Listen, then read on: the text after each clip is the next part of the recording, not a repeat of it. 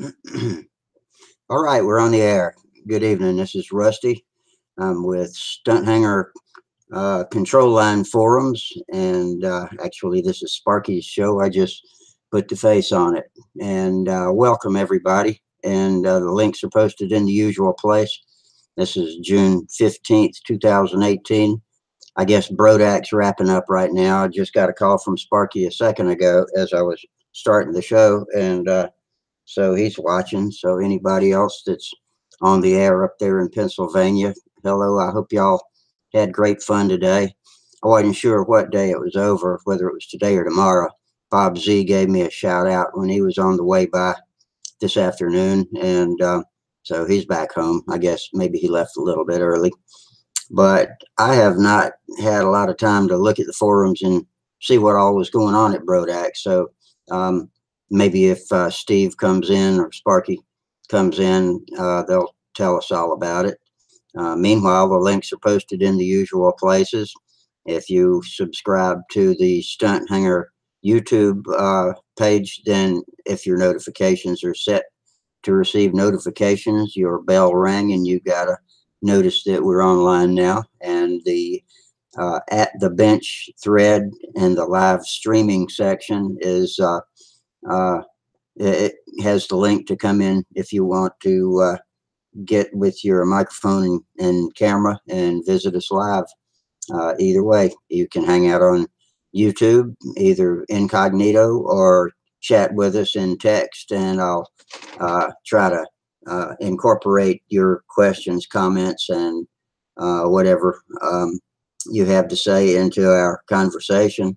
And we usually get a pretty good turnout with YouTube chatters. In fact, Ron Hess just dropped in, says, "Good evening, Rusty," and hi back at you, Ron.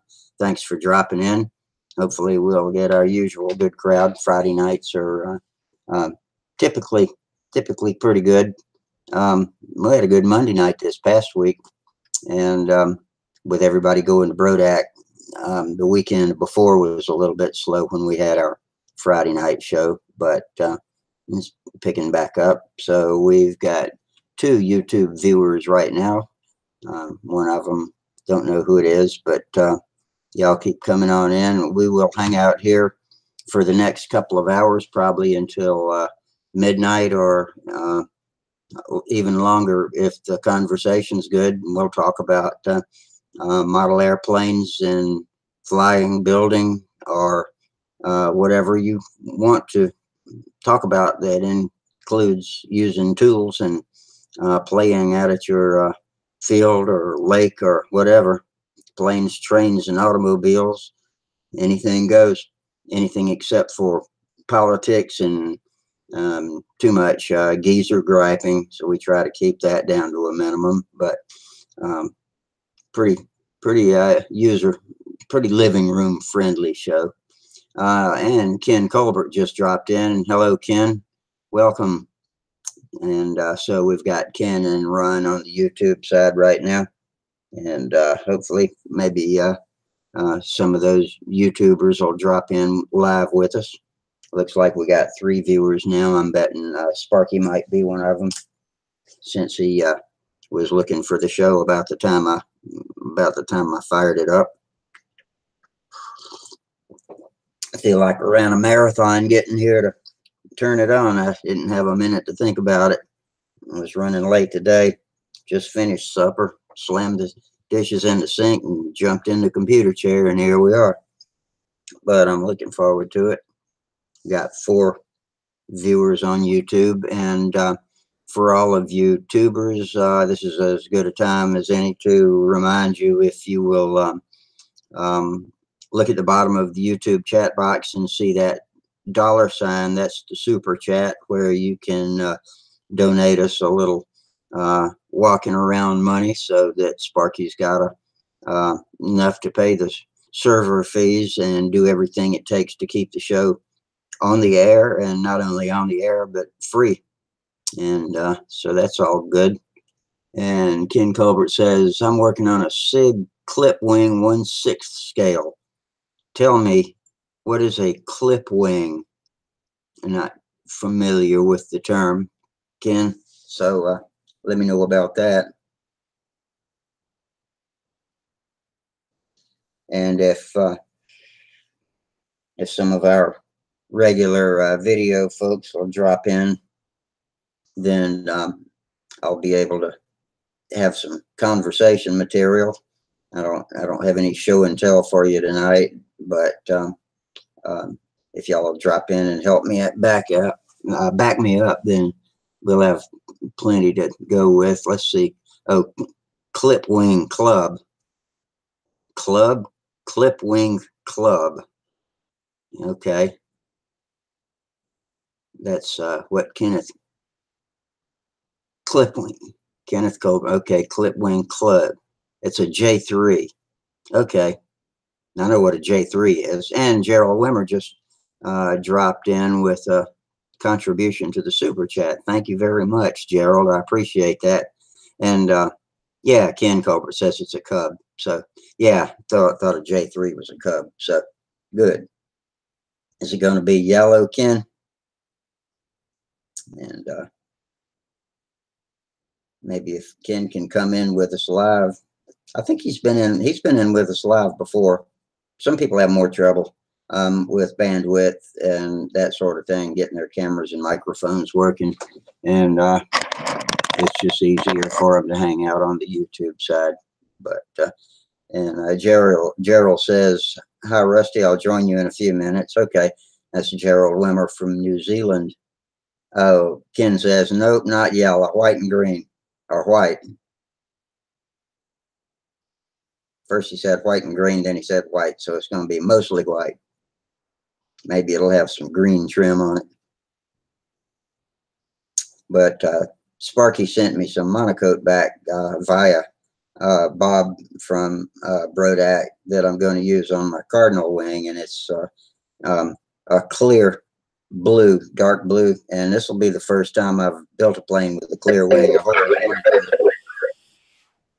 Hey guys. Hey. We getting we're here in the motorhome reporting from Brodak. Been a pretty nice event. I got a lot of footage I'll be editing up when I get home. Junkyard wars, the service, so on and so forth. It's pretty good. Well, good. I'm hoping Steve will come in and give us a Brodak report too. But yeah, I'd like to see the junkyard wars. That's always entertaining. Yeah, Mike Lonke entertained us by crashing a combat wing into a wall. That was pretty good. A wall? Yeah. A little barrier they had balloon bust as well. I've always wanted to do that. I've never done a balloon bust. I might have to set up my own balloon bust someday across the street with my half A's and go out there, see if I can pop one. That and a dumpster dive I've never done either. A wing over into the trash can. Always looked like a riot. We're watching Fox News. We're getting caught up on news, so we're probably going to pop out. But we wanted to come in and tell you we're still alive, bro. I hope you got what I sent you. Sorry I couldn't get more. Yeah, I was going to PM you tonight too. I appreciate that. And Bob called me this afternoon and said he's got my monocoat and my T-shirts, and so I'll hook up with him. I'll probably drive down to his house after we get back from the beach in a couple of weeks. Hell, it'll be July by then, but that's fine because I hadn't got that wing ready for it anyway. And yeah, so thanks for all that. I appreciate it. No problem. All right, we all have fun watching the news, and when you get all soaked up with politics, come on back in here and don't tell us about it. Yeah, trust me, I've got a big earful from my favorite liberal. Can you guess who that is? Yeah, probably so. All right, buddy. We'll talk to you later. Okay, man. See you later. Bye. Okay, Bob Bishop. Hey, glad to see you out there. So we got Bob and we got Ken, we got Gerald all checking in, and Ron. So we're getting a good YouTube crowd set up already, and Gerald says he'll be here live in just a little bit, middle of the day here in New Zealand. So he's got other things to do besides just sit around and yak with us. So hopefully, hopefully he'll be able to get in soon.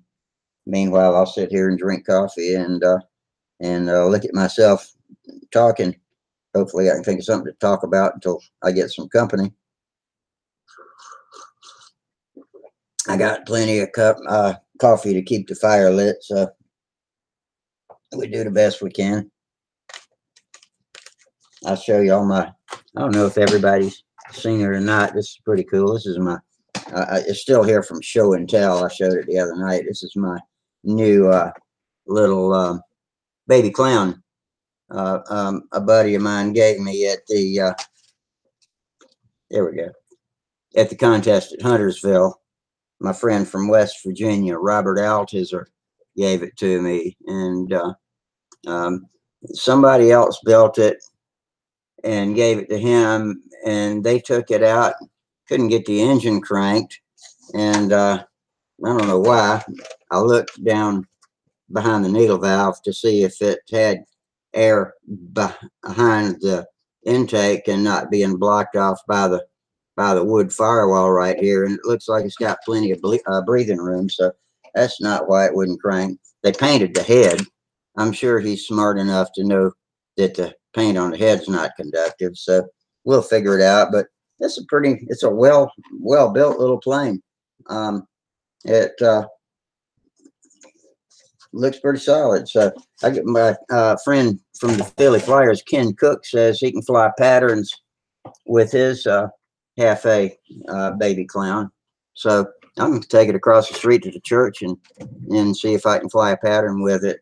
I still can't really get out and fly the big planes, but I believe I could go out and fly that if I slow it down a little bit. It's got a 3-blade prop on it. That might slow it down enough just by itself. But I could at least keep the pattern in my head. I'm starting to think about flying a lot more. You know, I've been out a couple of times, but not with great success. Ain't got my legs under me yet, but hopefully that's coming. And half A might be the way to go for a while until the next contest season comes, and then pick up the big ones and start getting used to it again. I think I'm being too impatient. It hadn't been that long for me to be on my feet all the way yet, so I just have a hard time being patient.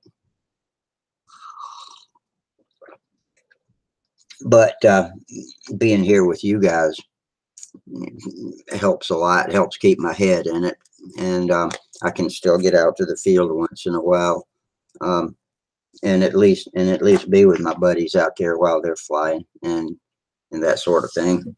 Yell criticisms at them and help them troubleshoot whatever's wrong with their engines and whatever. Except my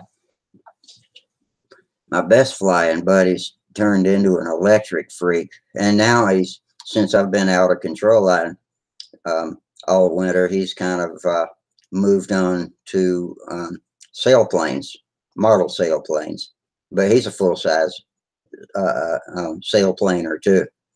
I don't know what you call a sailplaner, soarer, glider, whatever. But so he's been able to teach me a whole lot that I would have never known about air currents and how to spot thermals. And as it applies to control line, when thermals start twisting through and you're in the middle of a pattern, then I know more of what to look for, what to expect, and how to wait one out, understanding that it's going to go away and the wind's going to switch back in just a minute, no matter how hard it started blowing from the other direction. If you can avoid it, you really don't want to start a stunt, especially a big stunt like a square figure eight in a thermal, when you're dependent on the wind to stay at your back, and the thermal blows on through and the wind switches back, and suddenly you're in the middle of a turn at the bottom of a square, and the wind starts blowing the plane in towards you. So in fact, I credit my knowledge of the wind with me winning one contest, because I don't think my opponent took any real consideration for compensating for the wind, and I did, and only won by 6 points, but that was the difference. And here we go. Gerald's signing on from New Zealand. Good evening, Gerald. Hi there, I'm Rusty. I'm just setting up my computer still. Okay, we're glad to see you. You're my first video visitor, except for Sparky popped in for just a minute and let us know he was at Brodak. He was in the trailer, and they were watching Fox News, so I don't think he's got his fill of that yet. And I told him to get saturated with news and then come back and talk to us, but don't tell us about the news. So anyway, we had a show last week where the talk about the politics and the news got a little out of hand, and I ended up going back and editing the first 45 minutes out of that show. So our listeners don't want to hear about it. We want to hear about airplanes. What you been doing? Oh, getting ready for flying tomorrow. We normally do, if we're lucky, we do some flying on Saturday as well, Saturday afternoon. But right now I'm on Stunthangar. But we normally go along on Sunday morning and fly at Bruce McLaren School. And I've just been trying to get some models ready so I can test them out. And we've got our club meeting coming up soon. Is it still soggy? Is it still wet and soggy? Very soggy, very wet. It's we tried mowing the other week and it hasn't improved since. We still can't get the mower on it until we've probably had a couple of weeks where it hasn't rained. But in the meantime, I've got an old model here. I'll just grab it. This one's real ugly. This is probably the ugliest model of the lot. My wife kept saying big, but I got it down from my parents' attic. And it was my first real stunter. It was something I built in the early 80s. And I've taken the flaps off it, and I pulled the OS40 off it, and I was going to set up an Enya, a little Enya 40 FF, the sport model, and I was just making up a Venturi for that. And the idea was, if I learnt this pattern with this thing, this old doggy thing, it's still got about 550-inch area. And is that a foam wing? No, I see ribs. Yeah, it's a foam wing. It's a foam wing. Right. That is ugly. It is pretty bad, but I thought rather than me burning it, I'll let the kids destroy it once and for all, because it's not actually fuel soaked. I obviously learned it before I really mastered the pattern. I learnt the pattern. I did my first four-leaf clover with the thing. So if I put it back together, then hopefully they can get some fun out of it.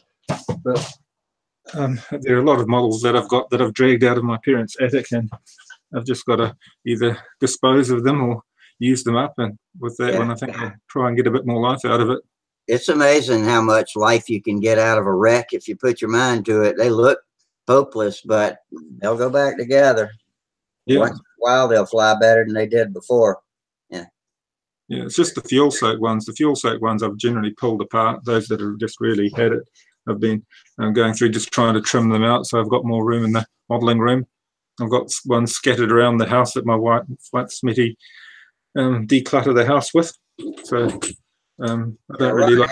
Was asking if that plane had a name, or is that just a self-designed, or he said ugly stick, but I don't think that was an ugly stick, was it? No.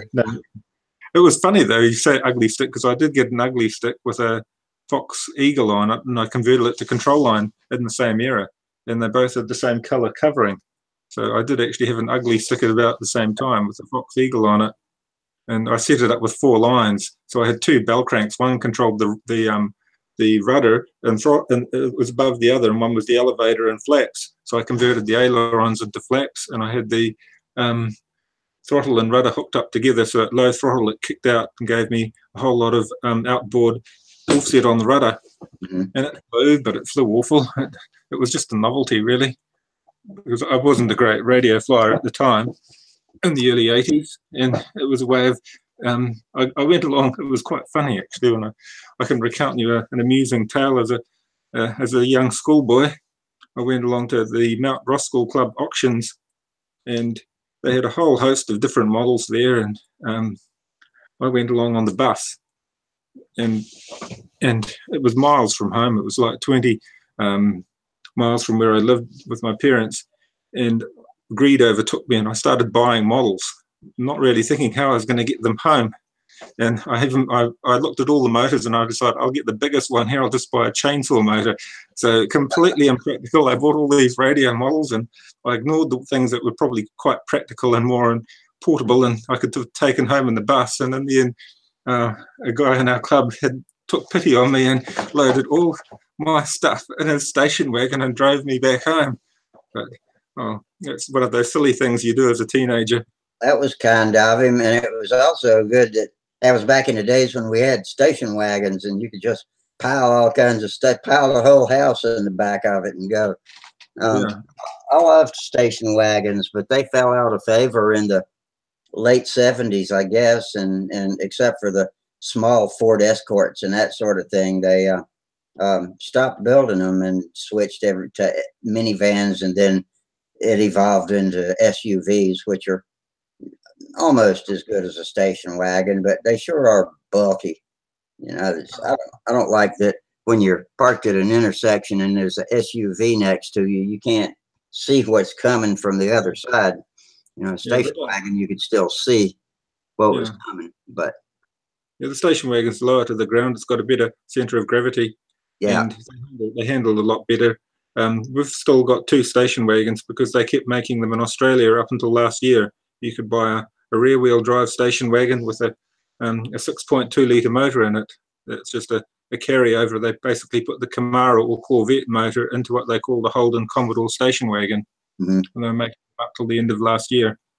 And we've got earlier model Commodores, but they're very practical. They've got a huge carrying space. I can normally put 3 or 4 full-size Stunters. I just stack them one on top of the other inside the back of it, and no disassembly required. So you get spoilt having that space.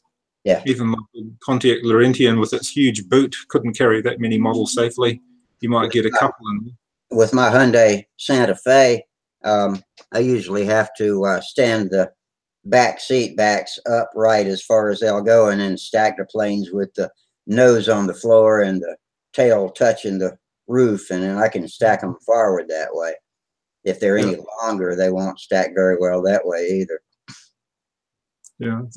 Vans seem to work the best in terms of carrying model planes. The full-size, a commercial-size van, and a lot of people use a van when they're really seriously into competition, but otherwise the SUV, like you say, has become the predominant motor vehicle now. But I'll really miss our station wagons. We've got an old Vista Cruiser Oldsmobile station wagon, but that's not running right now. I've got to fix a whole lot of problems with that. And then we've got an early Holden Kingswood station wagon and 2 Commodores. So we've got a fleet of station wagons that serve us well. And sometimes we'll go to the flying field, and they've got the Buick V6 in it, if you know the Buick 3.8 motor with the fuel injection, and the Buick 3.8 is a very practical motor. I think they've made it for 40 years now. That's about 350 cubic inches, something like that, or 327. No, it would be about 240 cubic inches. Oh, that's small. Okay. That's but they're a little motor, but they're very economic, and they still do a reasonable power. And if you want the bigger motor, they made a 5 litre or a 308 cubic inch motor for a long time. And then they do a 350, and then later on they've got a 400 cubic inch motor on the last ones. So if you opt for the V8, you get plenty of power. Yeah. But, we'll miss them because that's the last year they made them, in 2017. But practical vehicles is a big part of aeromodeling. If you want to go to the contest, you want to get there cheaply and carry all the gear you want, but it's made hard by having 4 of us that fly. It's a juggle. You decide what models you're going to take and squeeze them in. But we're sorely tempted to get a van maybe in the future, get a large van that can carry 4 people in all our planes. I know a couple of guys that go to contests all over the country, and they've got rolling workshops that they pull behind their cars and keep all their tools and planes. And everything in there, you know, just a regular rolling workshop, so they can do anything, generators and whatnot. Yeah, yeah. It's a lot of those people into drag racing or into their horses. They need virtually a small truck to carry everything they need.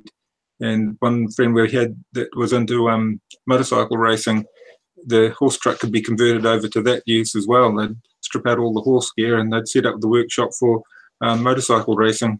But yeah, they had plenty of room. It was quite amazing to have a kitchen and sink and everything that you could desire, all that space. But yeah, that's a serious commitment. But I suppose you'd have a lot of people that would take camper vans to the different events too, I suppose.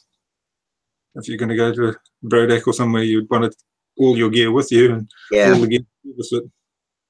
Now, when Sparky checked in a little while ago, he was sitting in a motorhome, and I believe it belongs to his buddy, and that's who goes on long hauls to contests with him. And that's what they came down to Huntersville with a couple of years ago, and broke down, burned the transmission up on the way down, and it turned out that when they had to pull over on the side of the road dead, they looked over and they'd burned up straight in front of a transmission shop. So they pulled in and got the transmission fixed. Took them a night in a hotel, and they were back on the road. So that worked out pretty lucky. If you're going to be unlucky, that's the luckiest way to be unlucky. Yeah, I've been broken down on a mountainous range one time, and where there was nothing around, and it's really just the help of locals that helped me get home in the end. But you don't know how lucky you are when when something goes wrong like that, and you can get the somebody to fix it within a day like that. That's incredible.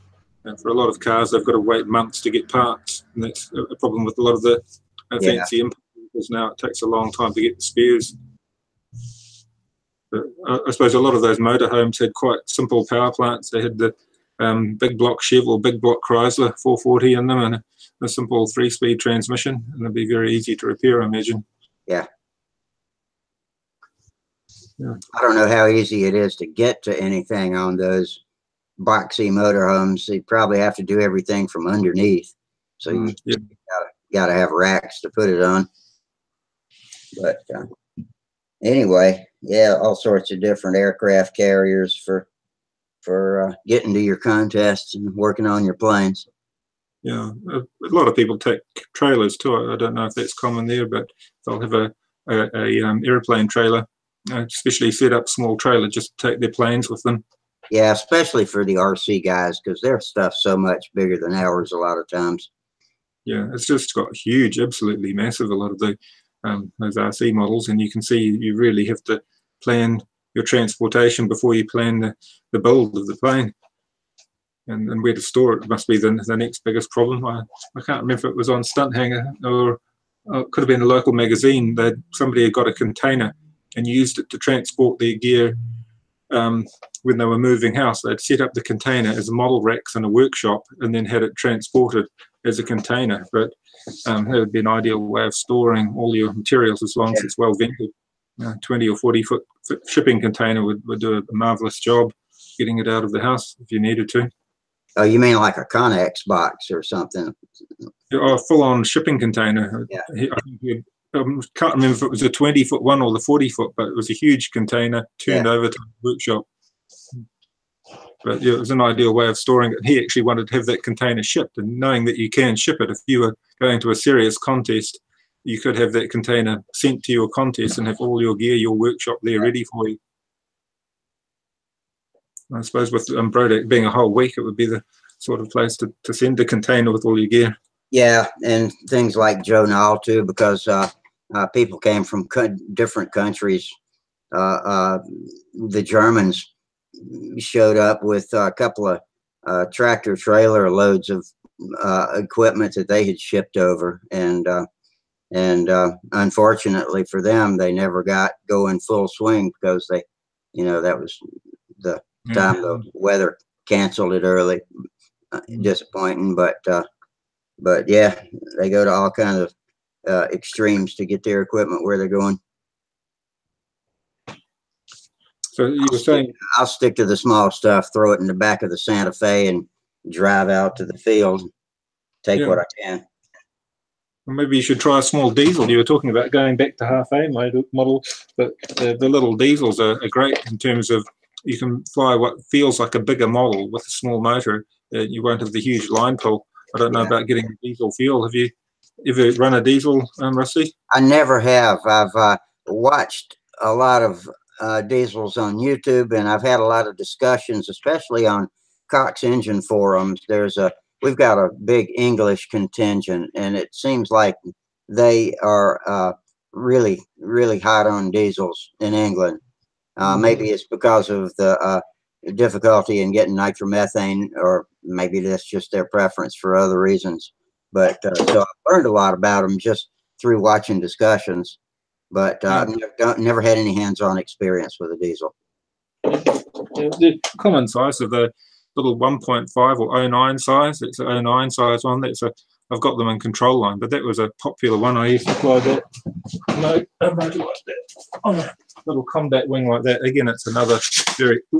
Just put my finger through it. An old combat wing for an 09, and a little maybe similar to the powerful 049 power-wise, but it's well suited to a little diesel, and that's the 19 size diesel by comparison. Yeah.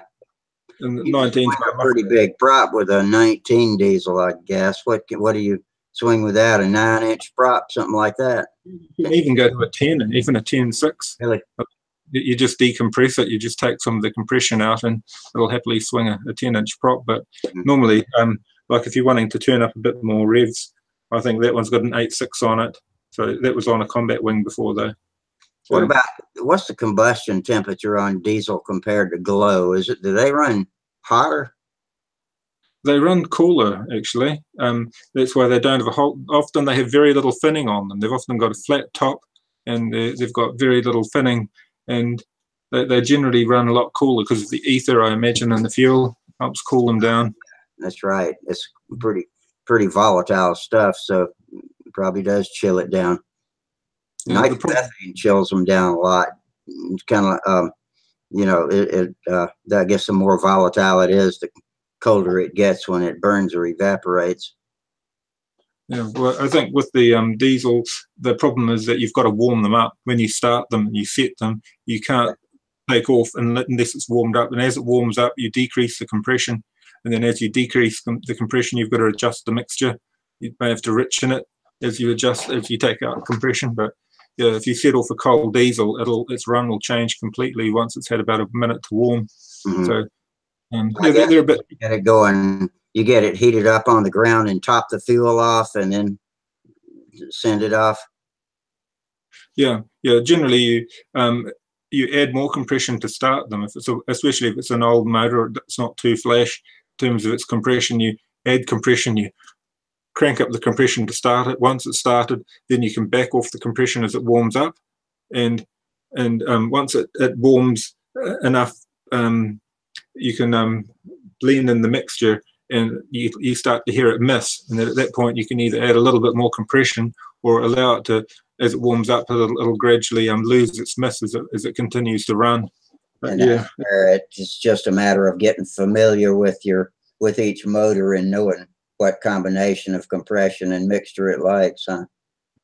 Yeah, some motors are very tolerant, and others are less tolerant. Some need a lot more ether in the fuel, smaller motors, and others need very little ether. They can get away with 10% or 20% or 25% ether, and other very small engines might need 35% ether to get them up and running and be stable. But the ether itself, I've used the starting fluid. You get like the John Deere starting fluid, and just add castor oil and kerosene to it, and away you go. It can be a very simple mixture that you can get easily by just using the starting fluid as your ether substitute, because ether is hard to get everywhere now. But by using the starting fluid, you get past those problems. Any auto store's got your ether in it. And the only thing is the mixture has a different effect on the covering. Some coverings, I suppose, are more prone to the diesel fuel attacking them with ether in it. and others aren't. Some people say, oh, the ether or the diesel models don't need fuel proofing, but I don't think that's true. They still need fuel proofing, probably a little bit better than a glow, because the sludge that you get coming out of it is often a lot darker. So if you build a diesel model, don't build it white. That's all I'll say. Stick to a greyish or a darker colour model, because they do tend to ruin the finish. This dark sludge that comes out. It's probably got some acids in it too that are kind of rough. Hey, Charles. Charles Hey, Carter Rusty. just joined us. How's Hey, it going Gerald. Hi, Charles. tonight?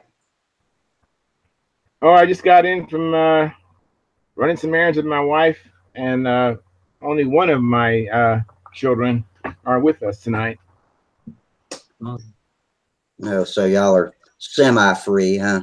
Yeah, semi-free. I have one, the youngest one's with us, and so she's felt like a single child most of this week. So her older sister is at a camp, and her brother is at a friend's house in Arizona. So she's had all our undivided attention. Lucky. Yes. Gerald, Ron Hess just thanked you. He says he just learned a lot about diesel engines that he didn't know before a few minutes ago. Oh, that's good. Yeah, they're a lot of fun just trying something different. And I think if you've got the limited ability to handle a really heavy model, it's something to explore. Besides, those nice Cox motors and the other ones like the Norvell and all that. There are some nice diesels out there, and there are a few places in America that I know that like just diesels, and there was another outfit that sold diesel engines. Davis Diesel's the only one I can name off the top of my head. Yeah. Charles, have you ever played with diesel airplane engines? Never. I've been curious about them. I'm just curious about them. I never experienced them. Never even seen one run. Well, they're a lot of fun, but they can be picked up relatively easy. And I was saying to Rusty, the fuel's relatively easy to make yourself. It's not too hard using the starting fluid, automotive starting fluid. I was just telling Gerald, there's a lot of English guys on coxengineforums.com that are into diesels. They're really popular in the UK. And so I've learned more about them over there than anywhere else. They've put a lot of videos up and had long discussions, and I've just watched them talk about diesels and give and get advice from each other.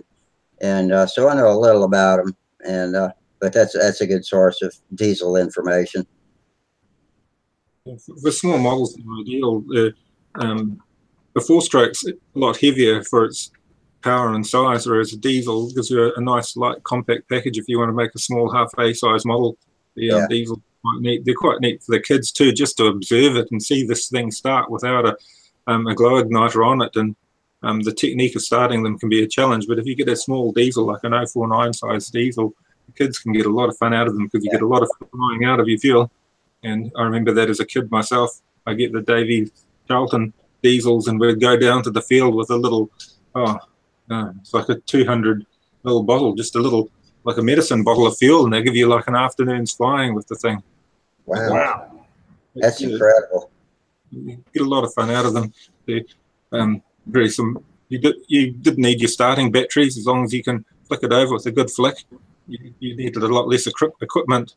So it just opens the opportunity. There's possibilities up, and a lot of the free flight guys like them because again it's simple. You can just go down with a squeezy bottle of fuel in your model, and you can be flying for ages with it.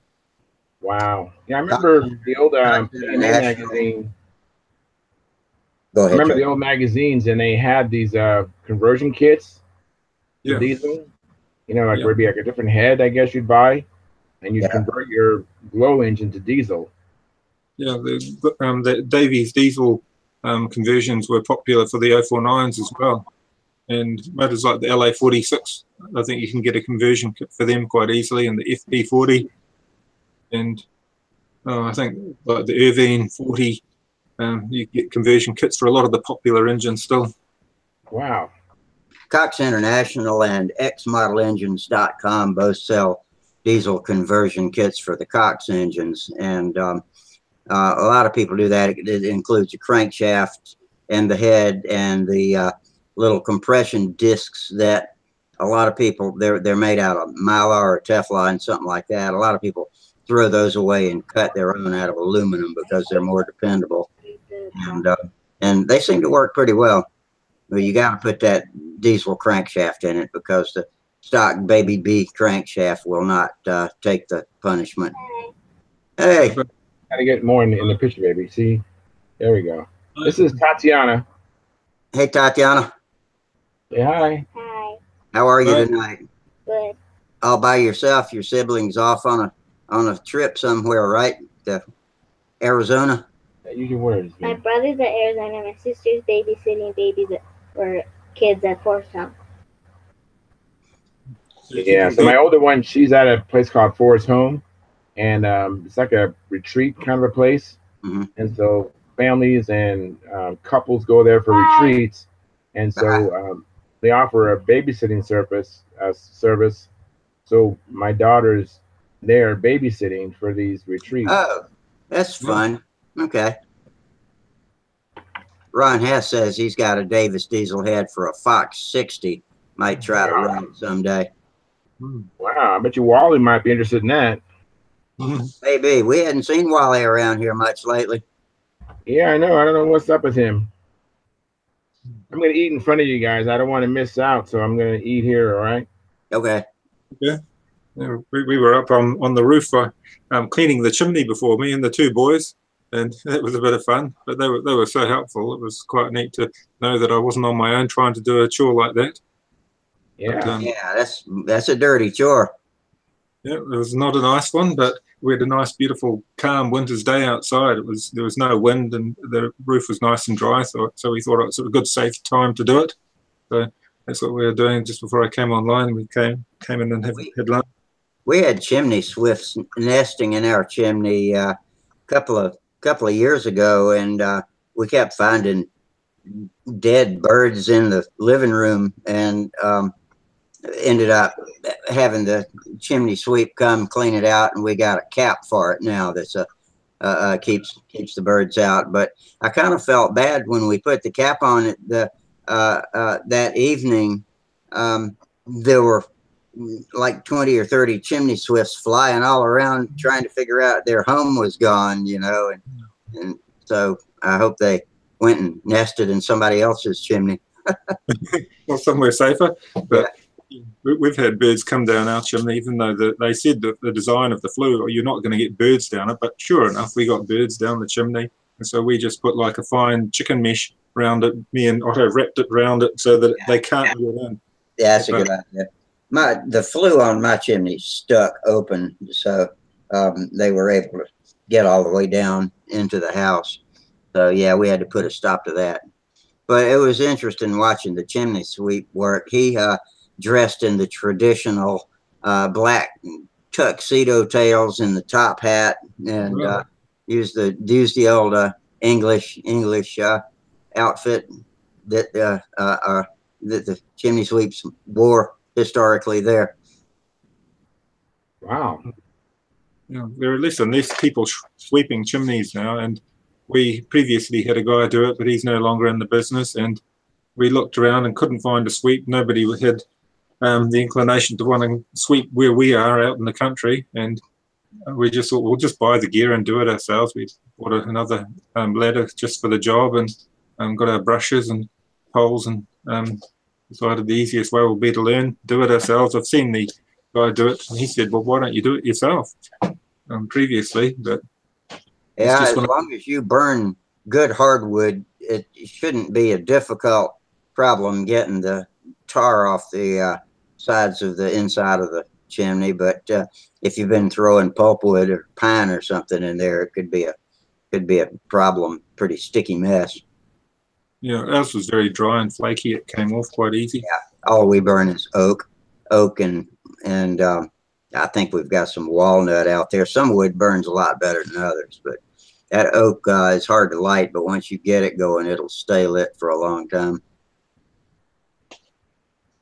Yeah, there are a lot of native trees that people like to burn here, but like the manuka and kanuka, they're a very oily tea tree wood that burns very well, and the gum is another one that's popular here. People like to burn gum, but yeah, the gum I'm sure could get messy. It'd probably make a lot of trouble. That doesn't sound like a good idea for a chimney not one that you're going to have to depend on for heat during the winter. Now, if you just have like to build an occasional fire for the love of sitting in front of the fire, then that's fine. But if you're going to use it for heat during the winter, then you got to burn good, hard, dry wood that's not going to get it all gummy and sticky. Yeah. You know, The downside of getting it all hard and gummy and sticky. Well, Kevin McElroy just dropped in. Hey, Kevin. Good day. Kevin. Hey, Kevin. What was that last thing you said, Charles? I was reading and didn't catch it. You can swallow your food first. Sorry. Thank you. So it's like you said that if you have a fireplace and use it to provide heat in the winter, you don't want to use that gummy, oily tree. And I don't understand what's the detriment of using that as far, for your fireplace. It builds up on the sides with a flammable coating, and so that leaves you prone to a chimney fire. And okay. So you must at all times be prepared for a chimney fire. If you ever have one, you need a heavy blanket or something that you can get real quick and hold up and block the airflow off in front of the whole fireplace. It helps if you've got somebody to help you, and that's how you put a chimney fire out. Okay. But if you are ever sitting in front of the chimney, and I've actually seen this happen, we had a minor chimney fire one time, and it starts howling. If you ever hear the chimney howling, then you need to get that blanket and block it off immediately, because that's what you're hearing, is the air rushing up so fast it makes a roaring, howling noise. Interesting.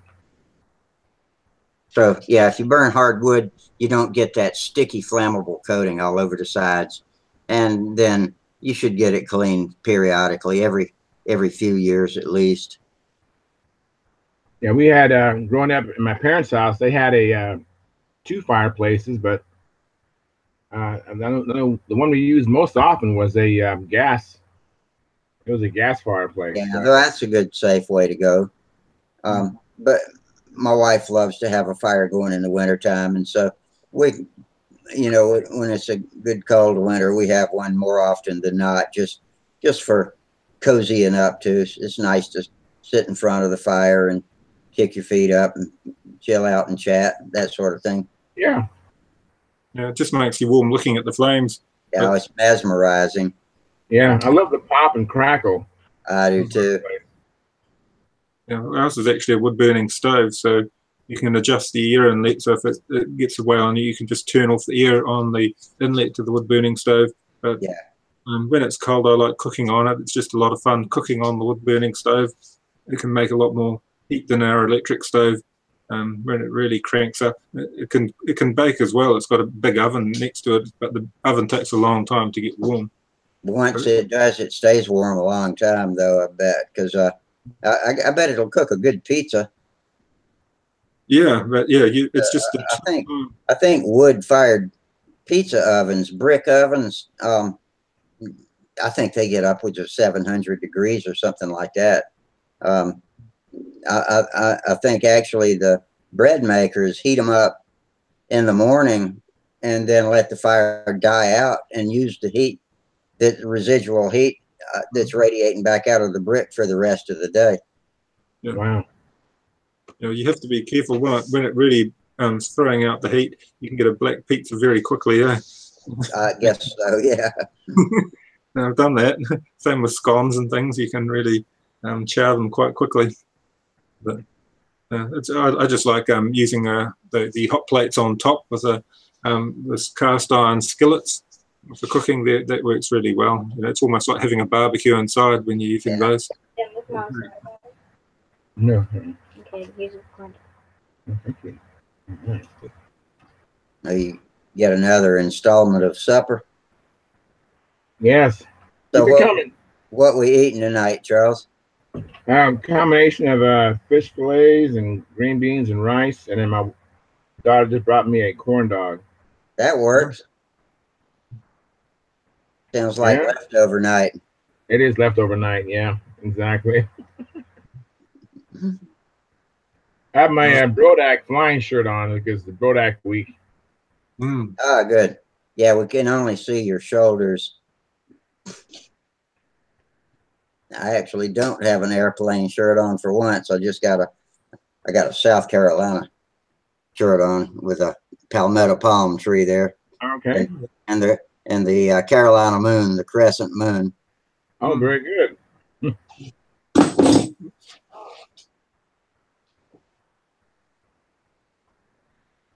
So what is Carolina notable for? Is it palm trees? Is that the motif that you carry on most of your stuff there? And I'm just trying to think what the theme would be. Normally the tourism they have a theme. What would your theme be there in Carolina, Rusty?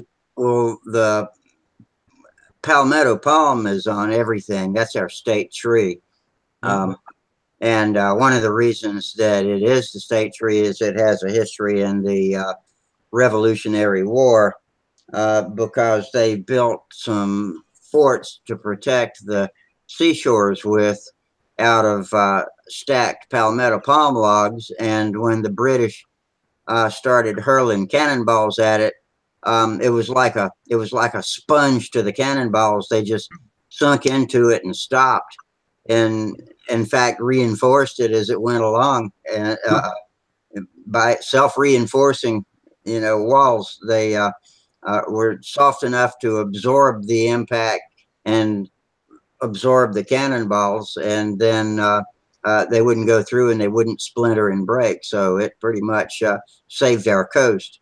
And they grow mostly along the coast, but now you can buy them and transplant them anywhere you want. You really have to, in the farther away from the coast, the further away from the coast you get, the more you have to kind of nurse them along to get them to grow. But they will grow even in the upstate. And so lots of buildings are decorated with them. And it's a non-fruit bearing palm tree. It doesn't bear coconuts or anything like that. But they're really pretty. And so we don't have one in our yard, but they're very common. And what do you mean by theme, though, for tourism? Our tourism spans from the beaches, which we call the Grand Strand, because it's a white sand beach that reaches all the way from the border of South Carolina, North Carolina, all the way to Georgia, with nothing but white sand with some inlets. And so there's good surf fishing and beaches, and lots of secluded beaches. Not, people think of Myrtle Beach, which is this horrendous concrete mass of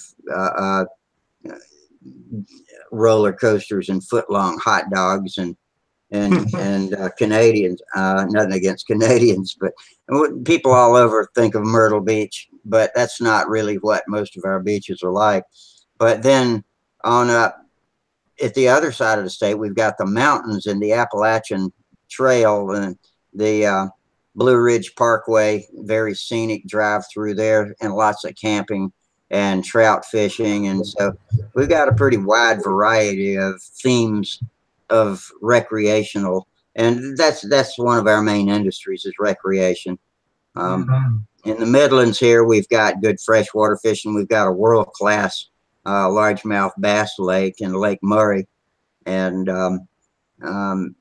it's so built up now that it's hard for people that don't own something up there to get access to. But if you know where to go, there is access. And I grew up stomping around Lake Murray during my high school days. They were great roads to go out there and drive my hot rods on. And now that's all built up now. Everything's 25 miles an hour. So But is that what you meant by?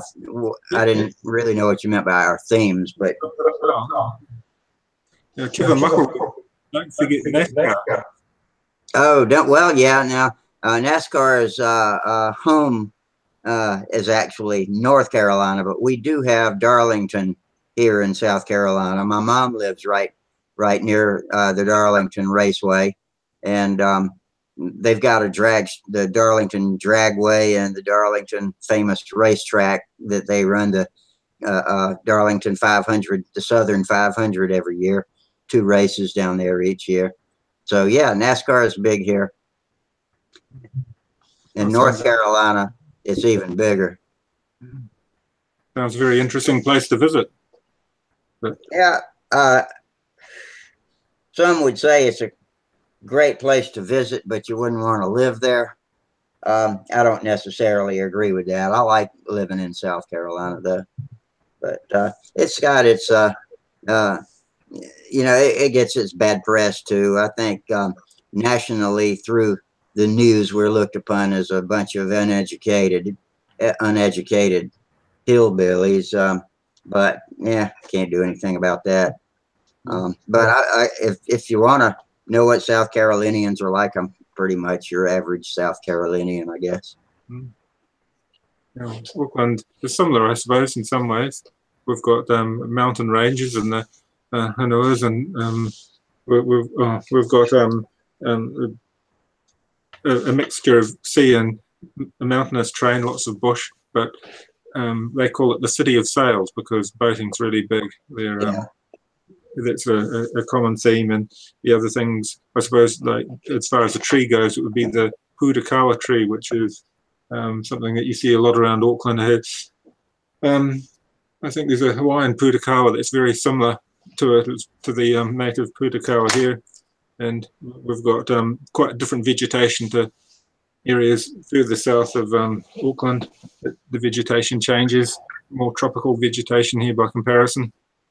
But yeah, the fishing. How similar is your wildlife, both botanical and animal, to Australia? I know Australia's got a diverse spread of different climates too, but I don't know what latitude comparatively you're at. But is your wildlife anything like Australia? No, not a lot. A lot of theirs are marsupials. Everything revolves around wombats and kangaroos and all the manual marsupials. And New Zealand was colonized by Maori probably about 1100, 1200 years ago. And when they came to New Zealand, there were large birds like emu. They called them moa, and they predominated. They were the top of the food chain with the moa, and they were huge, gigantic birds. You stand about 12 feet tall. They were massive, and they had eagles like the Haast eagle, and that was reputed to be dangerous. They were threatening to people. They could take a person quite easily. Wow. So they had their lizards, different lizards here, like the tuatara lizard, which looks like a prehistoric lizard. There were different. They had dinosaurs here in the distant past, but the vegetation and the animal life is quite different to Australia. We don't really share much in common, other than the invaders that have come from Australia, where they've released wallabies and possums. They've thrived here in New Zealand, being a lot cooler than Australia on the whole. Yeah, we've got those too. I met a guy the other day that was wearing a T-shirt that said, all those dinosaurs you see flying around, some people call them birds. I thought that was funny. And what you said just reminded me of it, a bird that can carry a person off. So. Yeah, they only went extinct about 800 years ago. They were a threat to humans. I think that's why they were removed. They said they also fed on the moas, and the moas we know are 12-foot tall, huge birds, and that's what they were eating. So it must have been a pretty huge eagle to take out a moa. That's pretty awesome. Now, what did the indigenous people look like? The Pacific Islanders. So they moved down. They say they came from the island of Hawaii, which we think is Hawaii, but it probably isn't really. They've moved down the Polynesians, so they've moved down through the islands. The last stop they would have stopped at would have been the Cook Islands before they came down to New Zealand. They look like the Polynesians are different to the Micronesians, which are the people in Australia. The Aborigines in Australia look very different to the Maori. They're quite different, and the Melanesians are different again. But the Maori had got a similar language to the people of the Cook Islands, so that was their last stop off before they came to New Zealand. But their language and culture is quite different. It sort of stands alone. They've got their own traditions and folklore and beliefs that are quite different to a lot of the other Pacific Islanders. But they've become a minority in their own country, probably like the American Indians. They've become they've got a lot in common with the American Indians. They often have that they make those comparisons. They feel they've been pushed off their land. There was a treaty with the English when the English settled here. The English offered to look after them in exchange for them obeying the English law, and the Treaty of Waitangi. I don't want to go into the politics of it all, but it sort of left a lot of people unhappy at the end of it. Yeah, those things didn't usually work out very well. Kevin wants to know if it snows in New Zealand. It does. Mountains.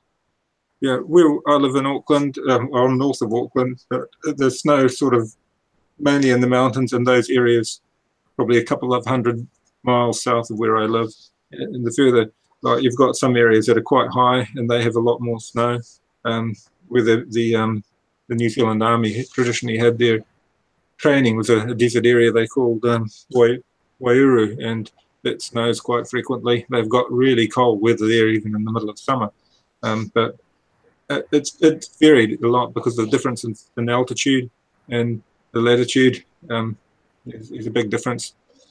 The South Island's very different weather to Auckland. They're like completely different countries if you get your plane. But in the same day, and you hop out at the airport, you just think, oh, there's a 10-degree difference in temperature. But I suppose it would be the same in America. If, a huge difference. How about you, Charles? What would be the theme of where you live in California? What do you think is the tourist attractions in California? I'm thinking sun and fun. That's kind of what comes to mind. Sun and fun, and I mean the weather here is. I mean we have so few rainy days, and so few of bad weather. You know. It's a moderate climate. It's kind of like Hawaii, where I live. There's one city not too far from me called Lemon Grove. It's been touted as having the best weather year round. Do y'all have very good surf for surf? Pretty good surf. I don't know I'm not much of a surfer, so I don't know. I don't know how it compares to like Hawaii. I'm sure Hawaii has much higher and bigger waves, you know, during tsunamis, that kind of stuff. But I mean, we have competitions out here, surfing competitions, so it must be somewhat okay. But you know, it's just the California girls, the beautiful women, and and you have Tinseltown, where the weather's so good that people pretty much can exercise all year round. So we don't have like a season where, like in some places in the United States, where the weather's so bad you just get out of shape, where you actually could exercise almost all year round. Convertible Mustangs and flip-flops and surfboards. Right. And you have a tan, you're tanned all the time because you don't really have a time where you actually stay where you're housebound. I can't ever remember being housebound, except for we had an El Nino a couple years ago, or maybe 10, 15 years ago. That's pretty bad. But other than that, our weather's really moderate. Ron Hess said he and his wife camped in New Zealand for a week back in 1988 and had a great time, loved the people, and he's got a Maori axe on his office wall. Well, it's good that he had a good time here. But yeah, a lot of people visit here. But I suppose you've got a huge number of people that love to visit America as well. I'm sure it'd be a very, very popular tourist destination. Have you ever been here? No, but it's something I'd like to do. I've travelled to Australia and Fiji. That's as far as I've been. But we just thought when the kids are a bit older, it'd be nice to put some dots on the map and Yeah. them all. My brother-in-law and sister-in-law travel the world, and they've been to some fantastic places. Don't know if they've been to New Zealand, but they've been to a lot of places in Central America and all over the world. They went to Antarctica last winter. Well, it was winter here, and had a great time there. I don't know what all you do in Antarctica, but sounded like fun anyway. Yeah, I remember one of our flying magazines, there were a couple of air modelers that managed to get down to Antarctica, and they're in that McMurdo base, I think, and they were flying some combat models on Antarctica. And they just wanted to show you could do it. Oh man, I'm so glad that it's been done on Antarctica. I hate to think there was a whole continent that hadn't had control line flown on it at one time or another. Well, it's been done. That was about 10 years ago. A while back now. That's cool. How far are you from Antarctica, Gerald? We're probably at a similar latitude to like Tasmania in Australia. We're still quite away from Antarctica, even though the Americans did use us as a drop-off base to get to their base in Antarctica. So we're close enough, but we're probably similar to I have to look at a map, but I think we're about a similar latitude to Argentina, the bottom of Argentina. And Argentina forms the very tip of South America, doesn't it? Yeah, I think so, if I can remember my job. And then there's the Southern Ocean, which is a massive current flowing in one direction, isn't it? Yeah.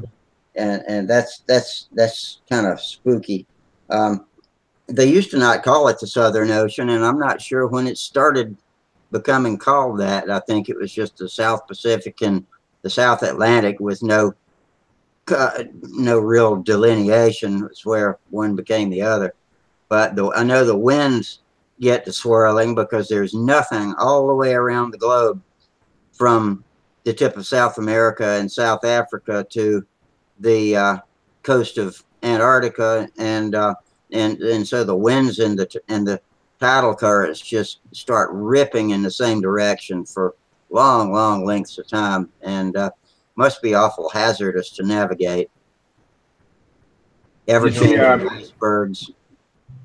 You see Kevin's comments? He said that serves some of the best well-known surf sites in California. Yeah. And before that, he said leftists and liberals watch and laugh at. Is that a sport in California? I don't know, but something for East Coasters to do when they come out there, I guess. I suppose every area has its certain leanings, and it always varies between town and country, and coastal and mountainous. There's always differences in people and differences of political opinion in each part. But yeah, I suppose we'd want to gravitate somewhere where there are lots of aeromodelers. That's probably the main thing that would interest us anyway. As far as Auckland goes, there's not a whole lot of aeromodeling compared to other populations that are smaller that seem to have a stronger interest in aeromodeling, which is a bit of a pity. I suppose you can count it by the number of places that have got a good concrete circle. It tells you probably how keen they are and how many people are flying there. Yeah, well, I was flying today with just two other guys today, so today was kind of light. I put up about 4 or 5 flights today. Flew my Strega only twice, and I guess I put up 4 flights. And then I flew my kids trainer, which is a Skyray 35. And it's a good train. Tame it down. It's still it porpoises quite a bit around neutral. And I'm trying to get it so it's not so. I got all kinds of nose weight. Are you controlled nice and loose? Huh? Are you controlled nice and loose? I'll have to check that. I mean, they're not bad, but maybe that might be part of it. That's a good point, Rusty. Yeah, let's check the incidents and make sure your motor and Yeah. wing and tailplane are all exactly lined up, because that can often lead to porpoising. And if the wing's got a sharp lead edge, you could try blunting it off a little bit. I don't know. Yeah, I definitely check those controls and make sure they're loose, and we'll go back naturally to neutral when you're not inputting control and just flying level. It's a good idea. I might have to check out the incidents on the wing and the engine and the stab. See what's going on. I had a model that I had assembled badly, and I had incidents on the motor. I had a thrust or down thrust, I can't remember, but you adjust the flaps and elevators, you just couldn't get it right until finally I pulled the motor off and stuck another motor on and got the thrust angle correct, and oh, what a difference it made. It became a complete model. Yeah, do make sure it has a little down thrust, down and out. That's probably the best way to tame it. Okay. So you guys like down incidents in the engines? Because I'm building a plane, and on the plans, the designer put about a 1 degree. I think it's 1 degree. I wouldn't ever do more than a degree. But yeah, I think it's 1 degree down incidents, and I've been kind of resistant to do it, but I spoke to the designer. He just strongly encouraged me to do that. So yeah, I'm going to do that kind of reluctantly. I like everything 000. I recommend a little down too. I always, there's always a little bit of slop because the bolt holes don't hug the bolts perfectly tight, and so I twist the engine down and then tighten the bolts just to make sure it's not pointed straight or up, and usually it's almost an undetectable amount of down incidents, but it is there. I suppose if this is a built-up fuselage I'm talking about, that the designer actually has the engine crutch at a 1 degree downward, and I was kind of resistant to do it, but I'm kind of going ahead with that idea, hoping that I really like it. I hope that's going to be the outcome. That'll either tame it or cover the problem up. Sometimes you cover a problem up and think you fixed it, but for a trainer, that's probably good enough. Yeah. The trainers are profile, and what I'm building is built up, and I'm making progress very slowly, but I'm just kind of pretty much. I guess now I'm at the point now where the crutch is completely done, but I did cut out F1 and F2. I just need to do some final sand to get it to fit into the crutch, nice and like a friction, like a a firm fit. Yeah. Now, you don't want the crutch touching any part of the crankcase. Right. Yeah, I made an allowance for that. There's about, I don't know, it's probably about 1/32 at least between the crankcase. Yeah, that's good. Yeah. I suppose a lot comes down to the designer. If the designer saw the need for a degree of incidence, it's like it reminds me of El Rab's Mustang, how the high-mounted stabilizer, he said it needed the incidence on there just to get the thing tracking properly, so he put the incidence on there just because of the design. You put the incidence on the what, Gerald? El Rab on his Mustang. He had incidents on the tailplane, and he said it was the only way to get it tracking right without twiddling the elevator and flaps all the time.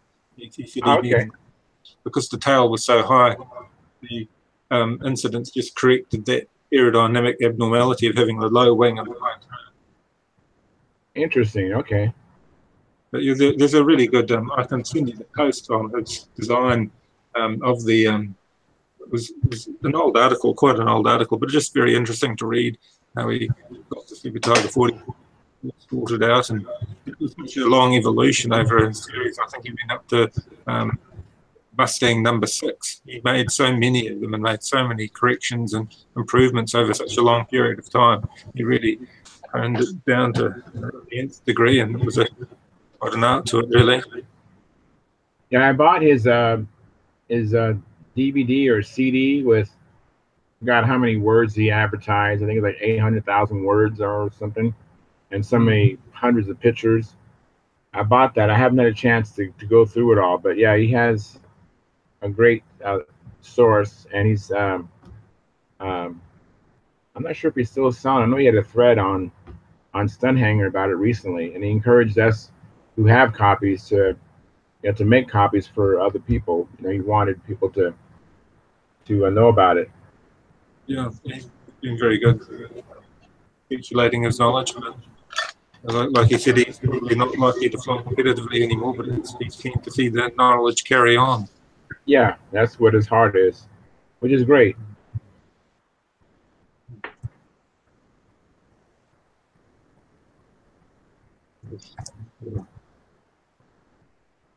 Uh-oh, dead silence. Dead air. I noticed that.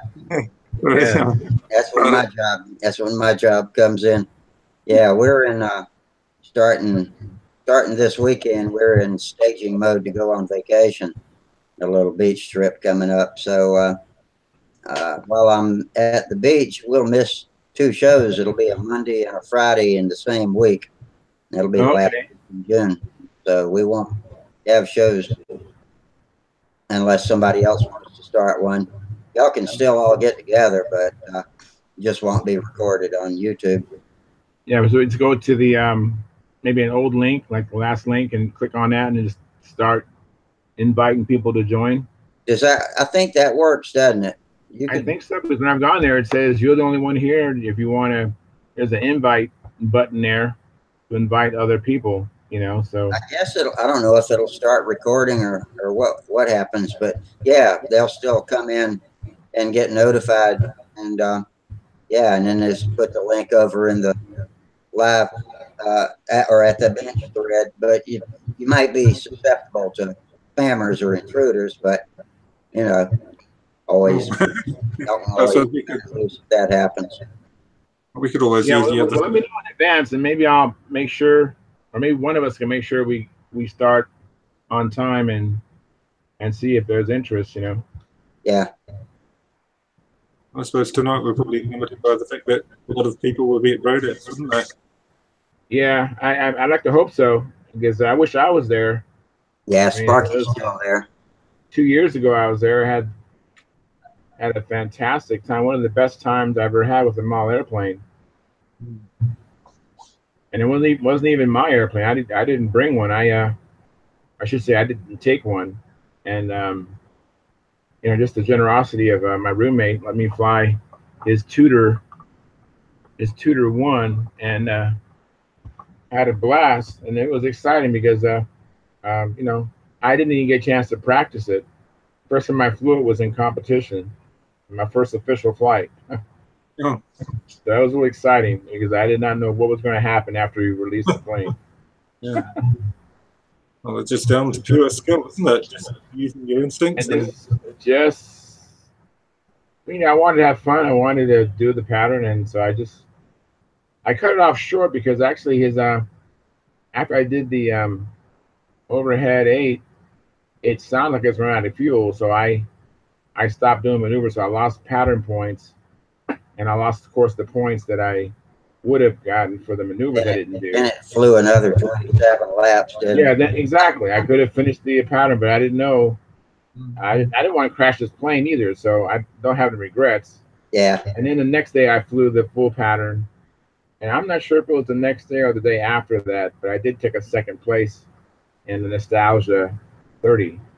And there was like a field of 14 pilots, I think. And so I felt very good to come back with the plaque. That's good. Yeah. Yeah, it's nice to bring a plaque back from an elite contest like that. That's why. Oh, absolutely. It's actually triple-free plaque. It's actually one of my awards that I probably appreciate the most. Because I don't have any plans to go back to Rodex unless. I gotta show you the ones that I like the most. These 2 are from Triple Tree. It's the only first places I've gotten from Oh, that is beautiful. Yeah, that was 2017, and then this is I put a piece of black paper behind this one so it's Oh, yeah. easier to Oh, see. that is beautiful. Yeah, there, 2016, but that was 2 years in a row. That is beautiful. Yeah, I wanted to go do it in advance this year, but I would not have come home with one of these if I'd flown advance. But still, that was disappointing. Yeah, I know. Well, you know what? Yeah, you still have breath in your lungs, so never say never. You might get a chance to go back there. Yeah, I think I'm gonna start playing with my half airplanes a little bit, and that's something I could probably do across the street and or at the flying field if people go out there and just be doing something rather than nothing. Oh, absolutely. You know, when I broke my back, when I came back to flying, I was flying ringmasters, you know, and I did that until I got strong enough, and then I thought I was ready, and I took up my top flight score, and I remember I could not wait for the gas to run out. Yeah. I was Oh, in so much pain. I was I like, "Oh, you're not ready for a big plane like that yet." think I'm being impatient. I was talking about this before anybody came on, and I was just waiting tonight for people to join up and talking about flying the FAs. I think I'm being too impatient. My wife keeps pointing out to me that it's only been 6 months, and I just need to work on it, keep it keep it healing, and I'll get back. Yeah. Yeah, just you know, your faith is so important. I mean, just your positive attitude, you know, is is so powerful. Just keeping positive, you know, Yeah. and believing, um, it works. You Oh, know, it I mean, does. Yeah. I've been through so many things and always survive. Sometimes I feel beat down, but I just keep hanging in there. yeah, just a positive outlook and believing. I mean, it's you can manifest things just by faith. You know, Absolutely. I'm a firm believer in that. I mean, that's just something how God made us. Even if you don't believe in God, but if you just have that positive faith and you see, and there's almost nothing that man can't do. You know, if he has the faith and belief, you know, the determination. I Yep. mean, there's countless stories of people who were told by everybody, "Oh, you'll never be able to do that," or "That's impossible," and then they're astonished later on at what that individual could do. Real sort You of know, strength. But yeah, I know you can take a long break from it and come back to it like riding a bike with aeromodeling. I was going through my old trophies that I had, I was looking through them, and I going for my old magnet. I found there's an old second that just back in 1990. wow, But it was a long time ago. It was the last time I wow. did a contest this year. We've developed some serious feedback between Gerald and other end. Or is it Gerald or I've heard it too. It's comes and goes. yeah. But I'm still understanding everybody. Yeah, so far me too. I'm on selectively tinker with everybody's microphone for a second and see if All I can right. figure out who it is. It turned out to be me the other night. I know So that was funny, but that's how life is, you know. But yeah, those are quite accomplishments, Daryl. That's awesome. Second in national championship, man. I mean, of course, I want to win a national championship, but if I came up a little bit short and got second, I would, I probably wouldn't hesitate to tell people I took second in the national championship. It was a long time ago when I was flying vintage stunt. A lot of them I've forgotten I'd done it. And I found another prize on stunt many years ago, but you just forget. That's kind of why I like collecting these awards and competing because you know what, no one can take those things away from you. Yeah, that was a long time ago, but you know what? That's a fact. It's a recorded event. You Yeah. took national championship. I mean, yeah, got the documentation there. No one can dispute that.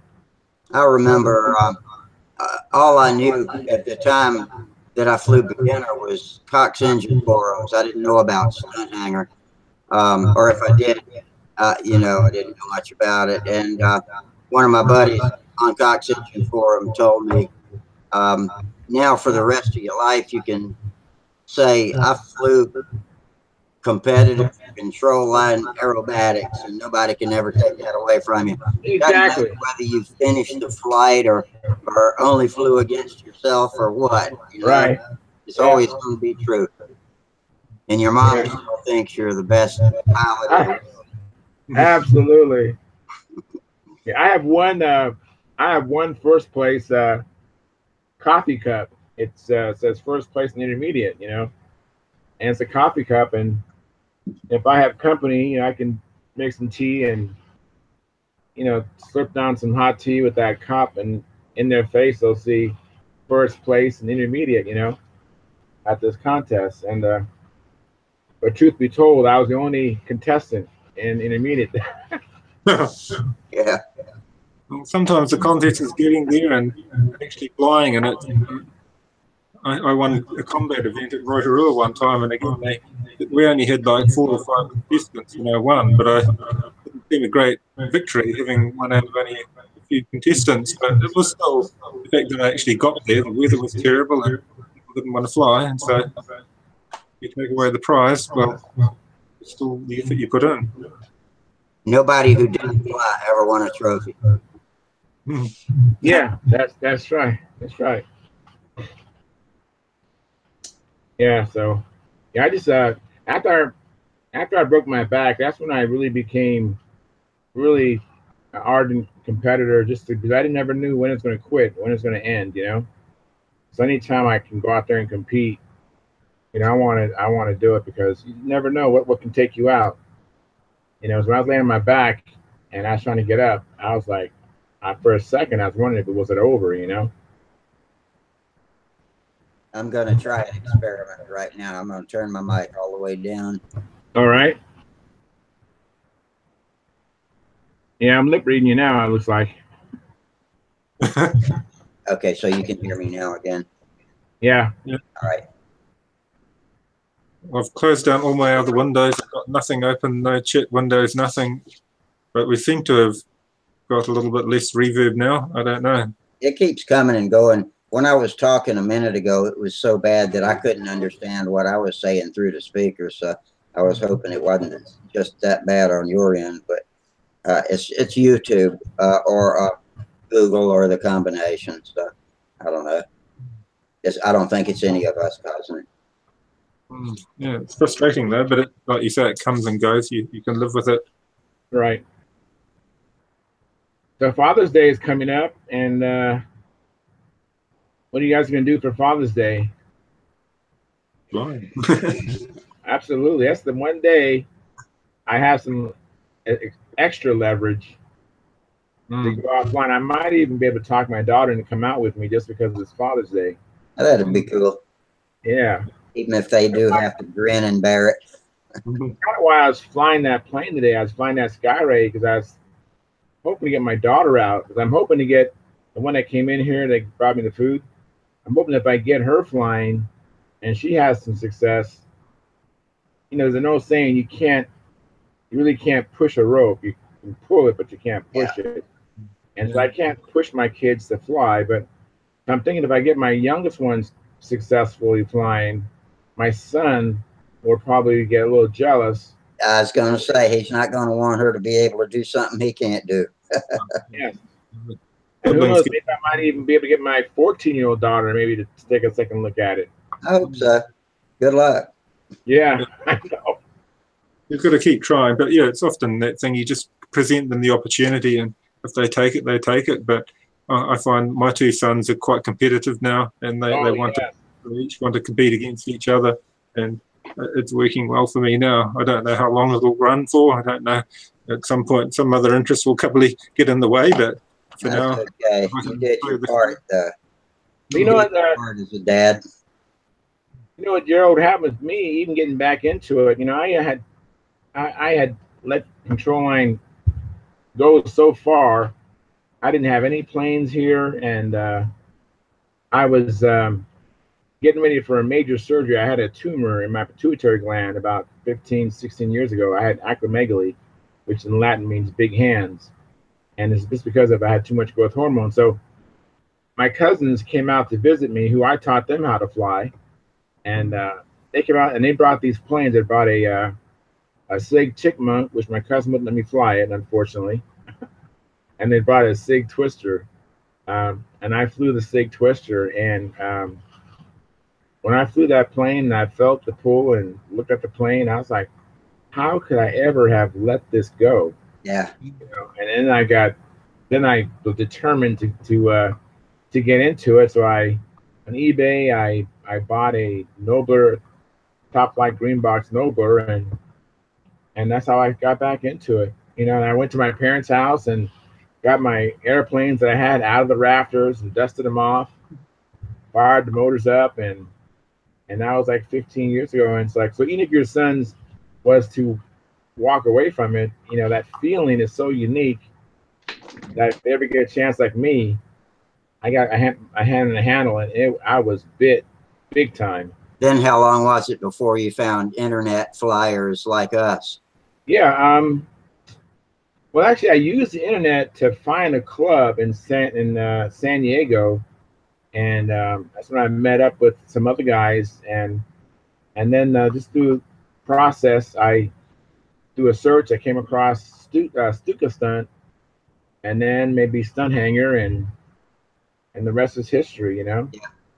Yeah. Thank God for the internet, man. I tell Sounds you. like me. My first was rcgroups.com, and they had a half A control. Well, they had a half A and a control line section, so I'd hang out in those and got to know everybody. And they taught me a lot about building my first planes, like my little jumping bean and my baby flight streak, and it was, like you said, all history from there.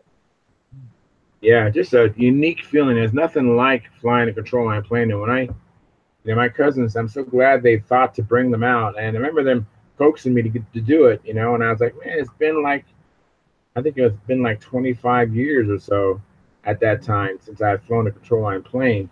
And they said, it's just like riding a bicycle. You never forget how to ride a bicycle. And sure enough, I took off, and I was just like, this is unbelievable. I can't believe it. How could I ever have let this go? But, you know, it was just, you know, youth and interest, girls and motorcycles and cars and other things just kind of crowded it out, you know?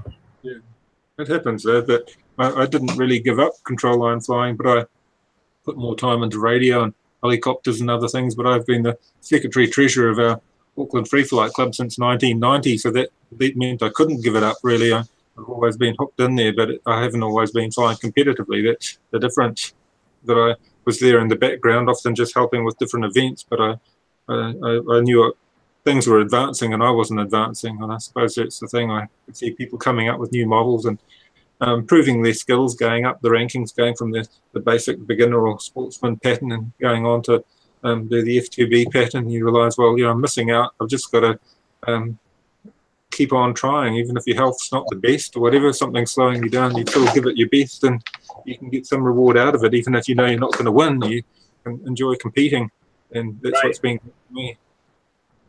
You know, I didn't even know about competing. I didn't even know about the full pattern. You know, when I flew as a kid, you know, I think maybe the directions or I just remember some graphics showing, you know, a figure eight. Yeah, they used to come in all the kits. In loops, but I don't remember the hourglass and the triangle, and I don't remember the four-leaf clover, or maybe I just never tried to do it. But when I joined that San Diego club, that was the very first time I saw the full pattern, you know, and I was just astonished. And those guys were competing at that time. And so if I have any regrets, I wish that I would have been competing when I was young, you know, because I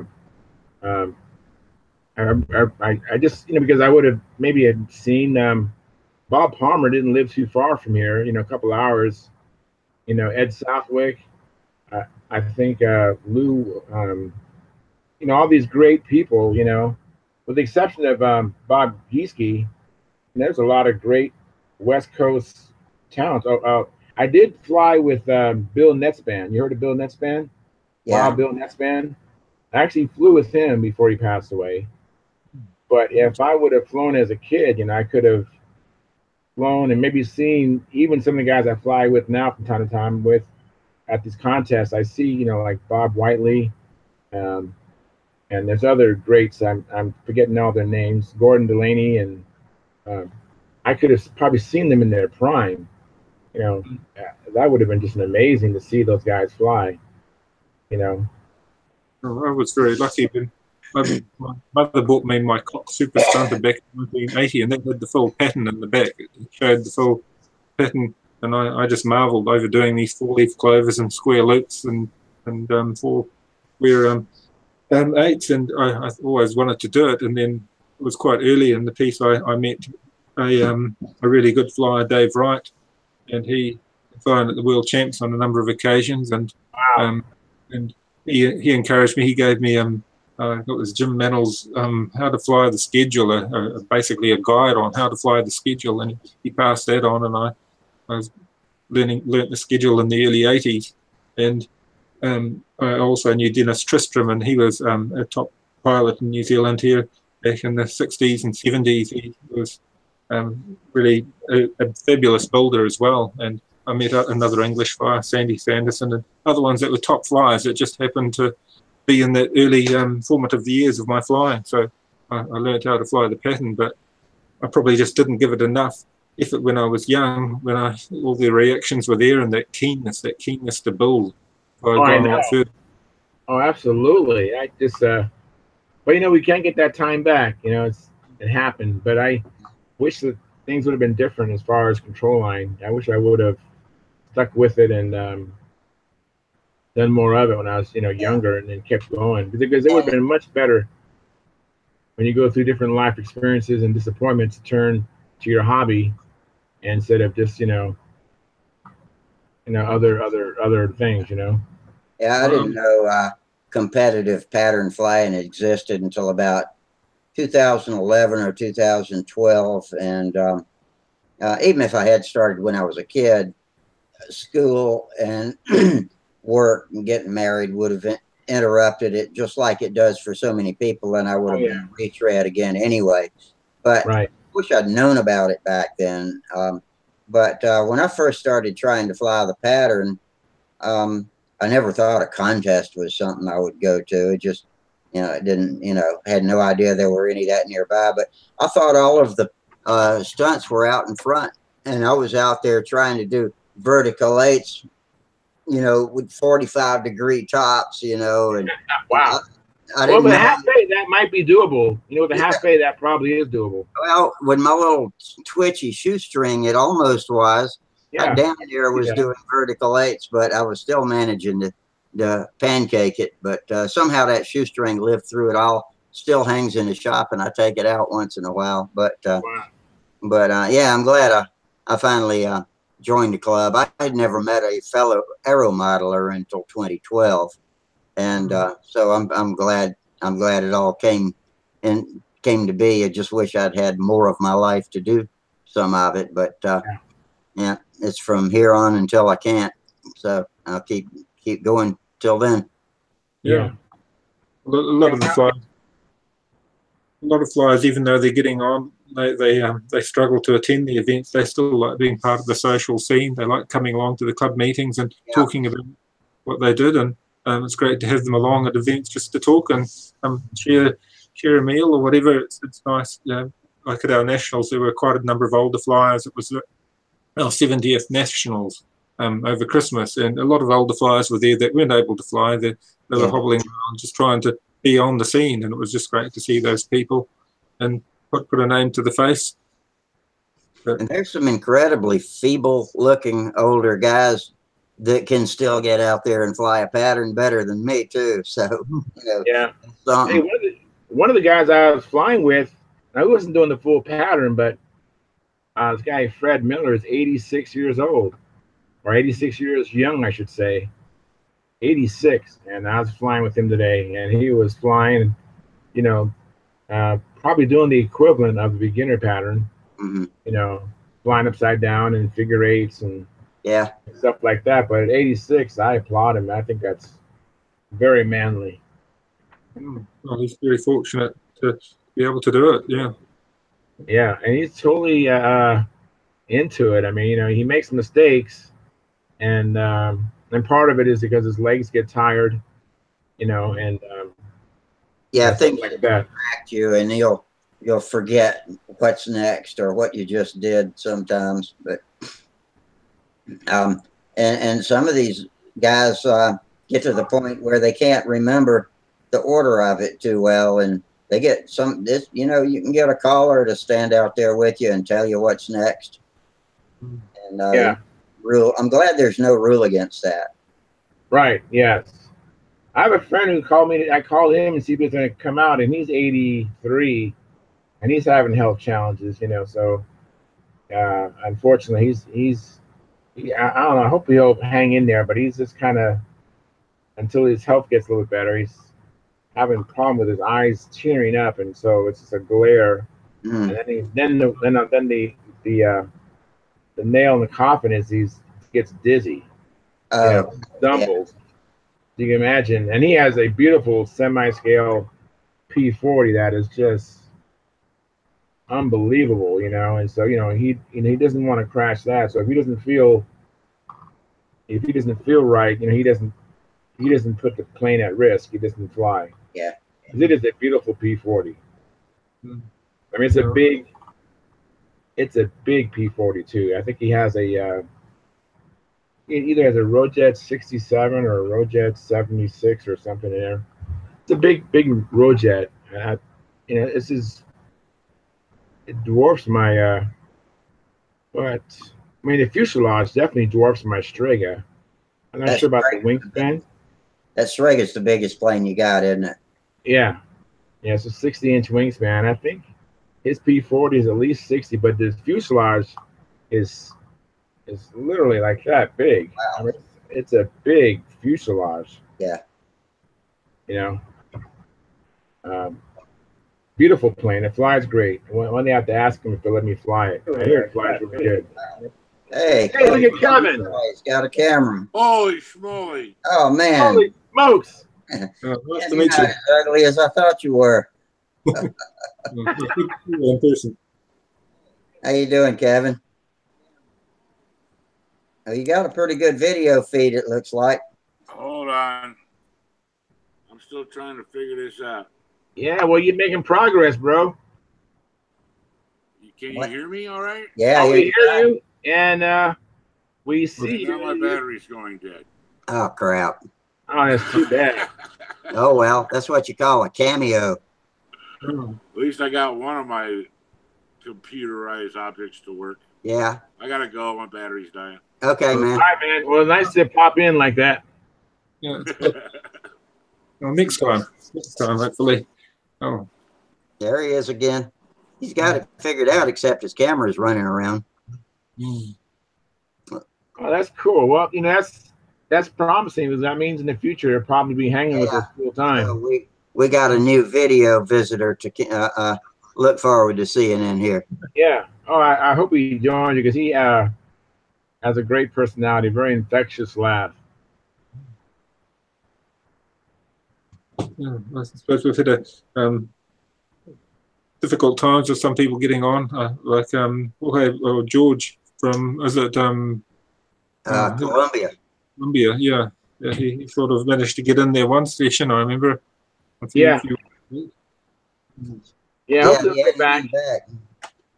I hope he wrote his password down. I always set Stunthangar to remember mine, but if you ever clear your cache or anything, then you're going to need to rekey it in. Oh, Bob Bishop's back. Had to run off for a while. Hi, Bob.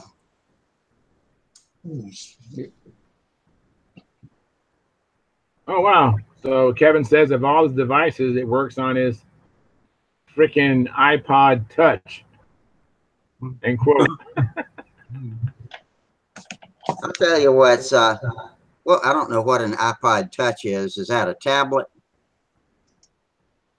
I have no idea.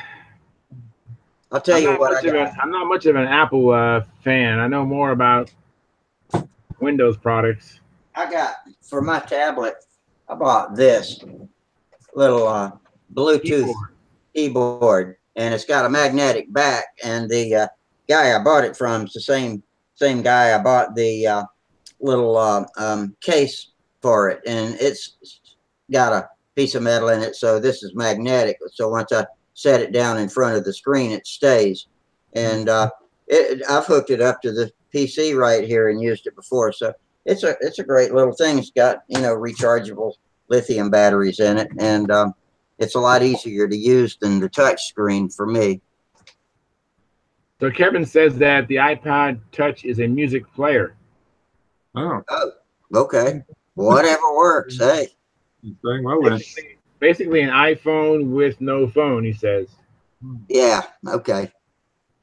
And you saw that before it popped up on my screen. It popped up after you started saying it. Oh, okay. I'm going to go pour me a little splash of coffee. I'll be right back. Y'all don't burn the place down while I'm gone. All righty. I tend to fall. Go ahead, Gerald. I just was going to say I tend to fall asleep at the drop of a hat. It's a wonder I haven't fallen asleep in the circle one day, but that thing, I suppose, as you get older. I remember my father used to do it. We'd go and see a great movie, and I'd be really enjoying it. And we'd be watching I can remember going to see the Battle of Midway and Tora Tora and all of those sorts of ones when I was young.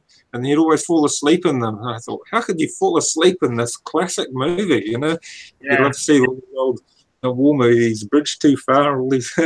And he'd always fall asleep. And as I get older, I get to that stage too. He said, I can't drink beer, it just makes me fall asleep. And I couldn't believe that.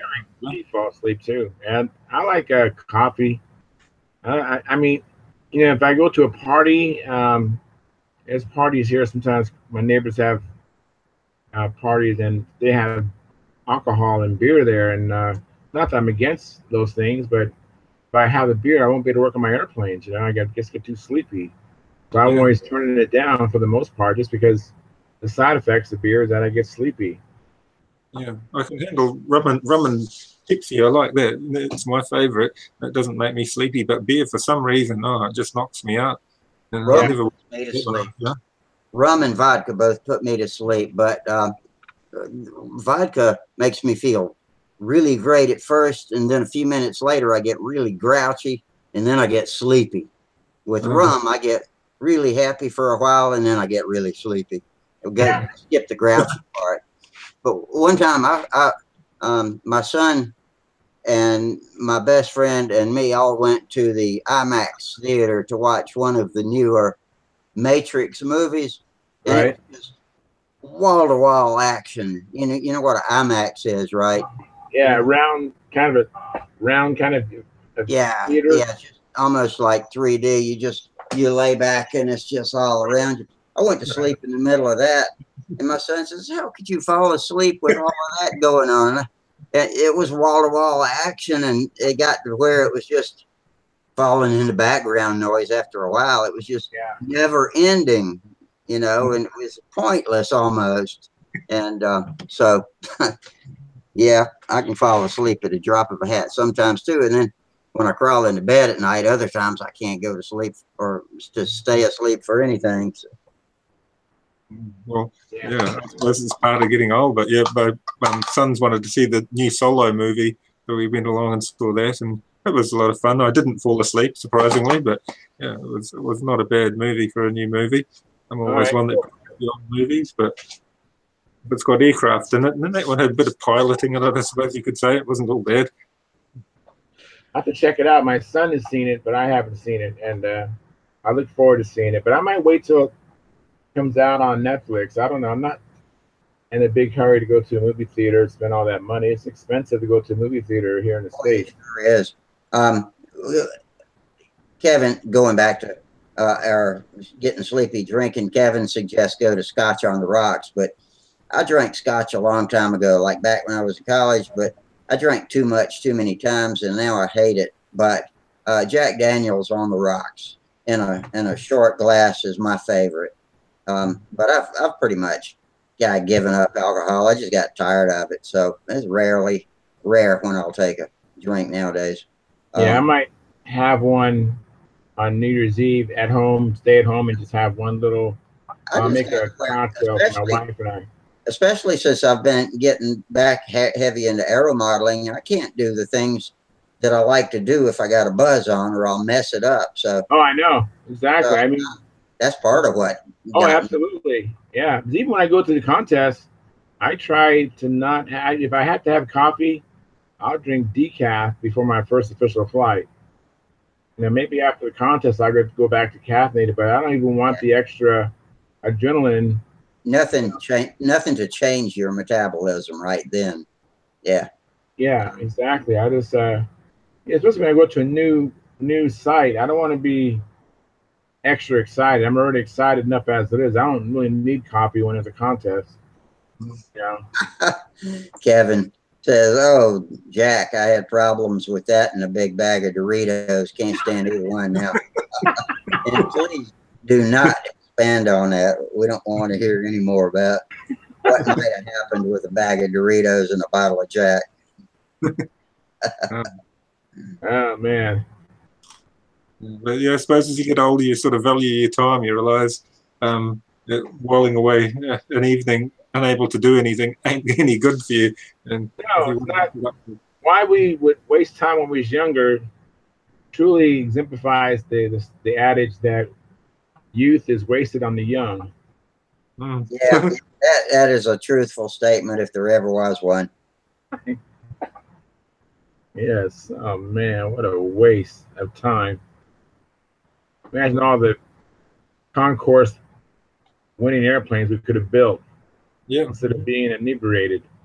I wasted a lot of time working on cars. Is another thing, but that's a bit different. At least you get some sort of return working on a car. It's still more of a hobby, but just the huge dollars. Rusty would know with drag racing. You can just spend huge dollars on motor vehicles. Yeah. And there's always somebody that'll be faster because they've got a few more dollars to throw at it too, and that's the difference between aeromodeling and working on drag racing or any sort of motorsport. It's so dollar dependent what you can do.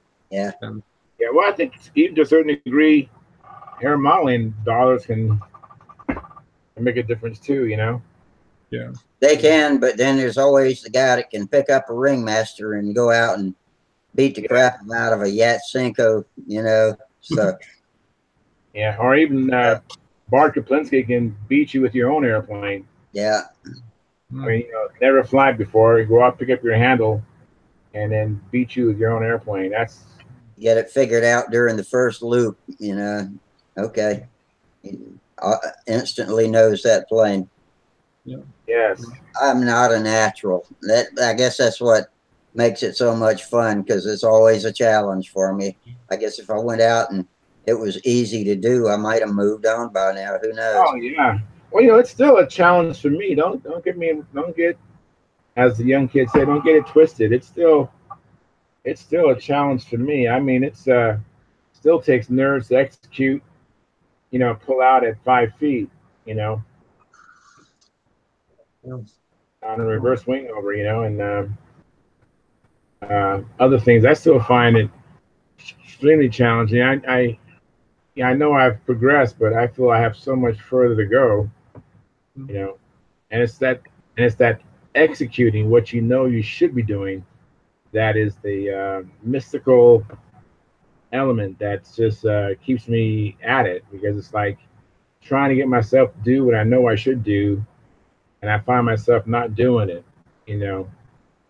That is something it's always keeps me hungry, because I still find myself, I mean, if I could just do what I know I should do, I may be a 40-point maneuver every single time, right? Yeah. Those experts sure do make it look easy. Yeah. Yeah. But they have thousands and thousands and thousands of flights too. Yeah. Yeah. Well, that's the thing. It's what importance you put on doing all that practice as well. I probably don't put enough importance on getting those 5-foot pullouts and and practicing constantly to ensure that I've got a good aerobatic routine that I can present, because I was drummed in last weekend when Phil Smith came along, hadn't flown for 9 years and did a much better flight, and I've been practicing pretty hard the last year or so, and you just realise some people are just good at it, and it obviously hadn't forgotten anything. He was a very good flyer, and my wife just says to me, "Your flights were terrible compared to Phil, and how come he's had a layoff for 9 years and he still can fly better than you?" But yeah, some people are just... That muscle memory is something that, I think you never lose.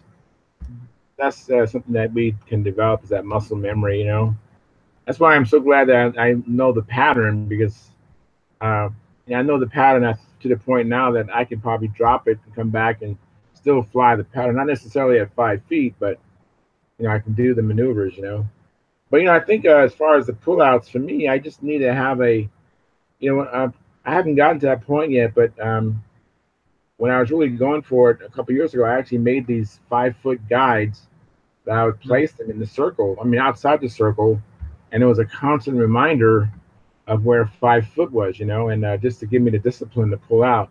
But I've just been lazy maybe to pull this extra. I'm already hauling a bunch of stuff already to go practice, and to haul those things out, they're kind of bulky and heavy. Would be another thing on top of everything else that I'm doing. And so I've just been really reluctant to do it. But I'm hoping if I could, there's a couple of massive light poles just outside my circle, and maybe get some bright colored masking tape at 5 feet. One of them for sure I can mark. The other one, unfortunately, is above at least a 3 or 4 or 5 foot riser, and so I just couldn't so there's like a berm, and then there's the light, and so I need to figure out a way to figure out where 5 feet is at the lower level on that particular light. But I've been entertaining doing that, so I don't deface the property. But yet I'd have a visual reminder of where 5 foot is to kind of help me put in that discipline. Last contest I followed at Whangarei, they had markers all around the field, all around, a little arrow on them, and that worked really well to remind you that I was flying 2 feet too high all the time. But yeah, it was interesting just to see how people were able to follow it quite strictly and keep their heights down. It probably didn't help to have it there when everybody could see it, because everybody was trying to fly to that 5 foot level. But if you were practicing and you had that reference there all the time, I'm sure it would help. But Yeah.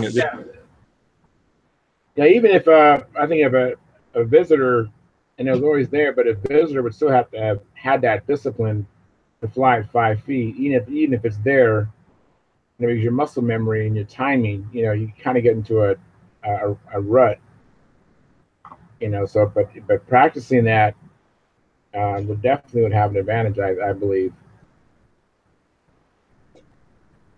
Yeah. We've got a YouTube visitor, Nebular Impulse TV. He says, "Hello, brothers and sisters from around the world." So I shot him back a "Hello, how are you" message. Hello, Nebula. Welcome. Are you an aeromodeler, or are you just dropping in to watch? Either way is fine. Everybody's welcome. Well, most everybody.